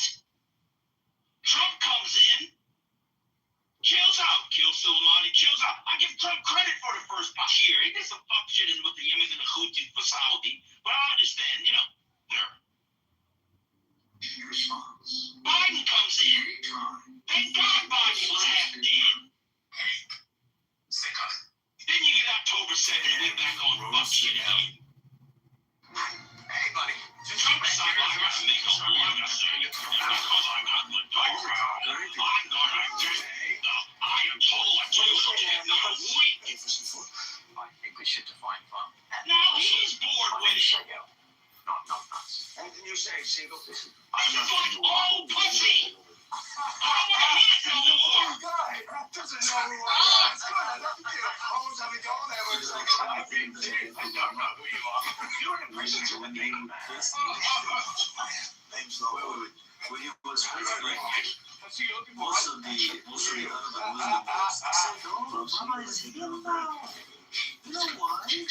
Because his parents or his grandparents are Muslims. He's going to heaven. It turns out the other way around. Deep shit, man. Shit. Look, actually, Hey, buddy. I will. Just you back here as the rest of the. I will give Van Gogh credit for one thing because he's a man of his word. The man drives an EV, right? And so anybody that drives an EV is actually trying to solve the problem. The only reason you guys care about the Middle East is oil. It's the only reason we cared about it for the last 40-something years. It has all been about oil. Most of the war in that region has been either perpetuated by the British or the Americans for oil. I mean, and so if you want there to be peace, doing your part and moving to an electric car is actually what you should do. Now, I'll be honest with you. I don't have an EV yet. I will at some point. But I've got friends who said the same thing. Why can't we have peace in the Middle East? Peace in the Middle East. I was at a friend's house a couple of weeks ago, and I look over in his driveway, and I'm like, you drive a 24 Escalade with a V8 that gets about 16 miles a gallon at the best. Fucking bro. That's why you don't have peace in the Middle East, right? So I actually give you props for it, man, and anybody else. And we really should give props to China, because if China had not moved its populace off of gas at such a high rate with the hybrids and the BEV, those are battery operated vehicles, as they have, oil would probably be $120 a barrel right now, but it's only 70. I'll land right there. And that is why I'm investing Bro, you gotta start running meta into ads. Chinese appliance manufacturers, specifically induction stovetop manufacturers. The angel of God. Yes, if people don't understand the importance of that stuff, they just don't understand it. It is very much key. It is very much key. I sound like Igor translating English to Serbian to English. It is very much key. I don't know why I said it like that.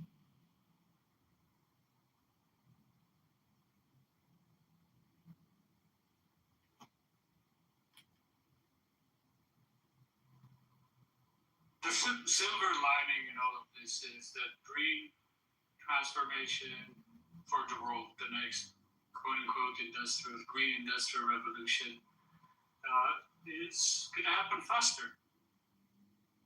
It's happening right now. It's happening faster than expected.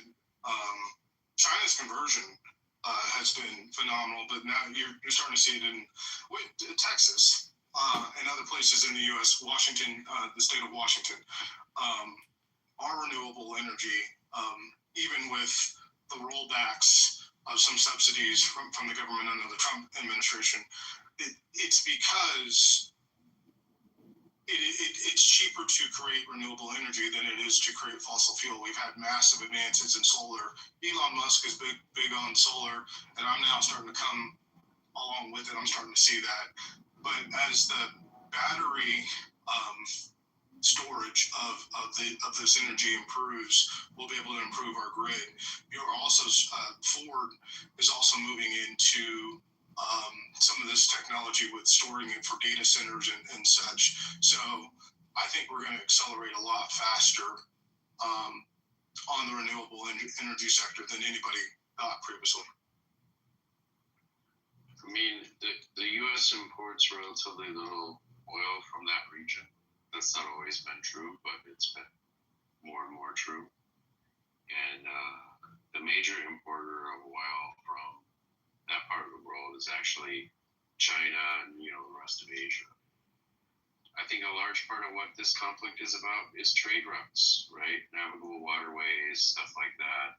Even if we don't need any oil from them, they're still going to create problems for us. It's not about the consumption.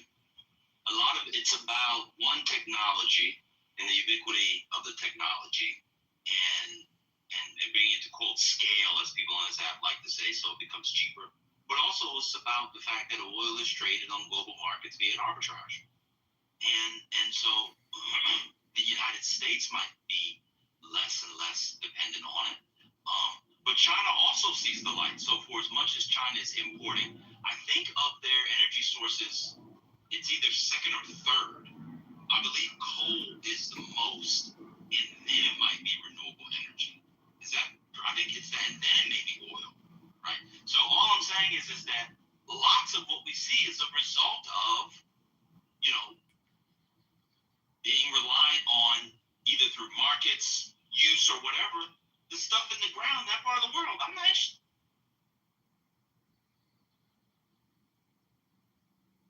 Well, it's still going to be a trade route, right? I mean, that's a big part of why why that part of the world has been historically important. You know, before human societies used oil, that was still a crossroads, and it still is weirdly for sea stuff, even though, you know, it used to be crossroads on land. But. Well, I mean, to some degree, but I don't think well, the man you voted for made the trade route part of it worse. That's the guy you voted for. This time last year, the Strait of Hormuz was open. You couldn't deal with the person who you pretend was going to take your guns, even though Republicans at the federal level have probably done more against gun rights in recent years than Democrats have. But the person you voted for did that. Strait of Hormuz, nobody even knew what it was this time last year. If you were in this room, 3 people would have known what Strait of Hormuz was. Neoliberal shill, and meat marinating neoliberal shill. Well, look, I just don't know about that, either of your comments. I mean, if you look at the Biden DOJ, they did a lot on the gun stuff, but then Hormuz was important whether or not Iran was doing anything at the time. And that's why that region is important, and that's why conflict there creates problems for us. And I don't know that we can avoid that simply by avoiding using fossil fuels, you know? Well, hold on. What do you mean? You don't know that the reduction of, and it's good to see you, Jason. You don't understand that the reduction of global demand. Stop lying to people. Good to see Jason Dusek. Was it ever good to see Jason Dusek? Y'all gotta stop lying to people. Well, I'm being cordial, I guess. Yeah, I like white folks, so it's good to see you, Jason. What do you mean by the reduction? You don't see that the correlation of the reduction of the global oil demand could reduce the need for oil out of the Middle East? Is that what I don't get it? No, I'm saying it doesn't create a situation where problems there are not a problem for us. That area is a crossroads. It is important from a security standpoint for multiple reasons.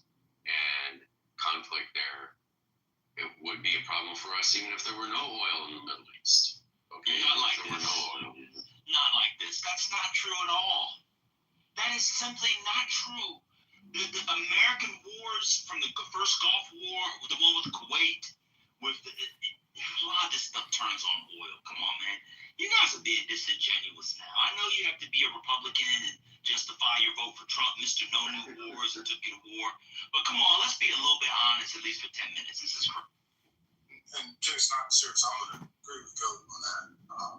And, you know, I swing both ways. But that's, I don't call it a retarded statement. I don't have any other word. Come on, Trent. What? You swing both ways? What are you doing? We can disagree then, but I think it has more to do. That's what I was saying.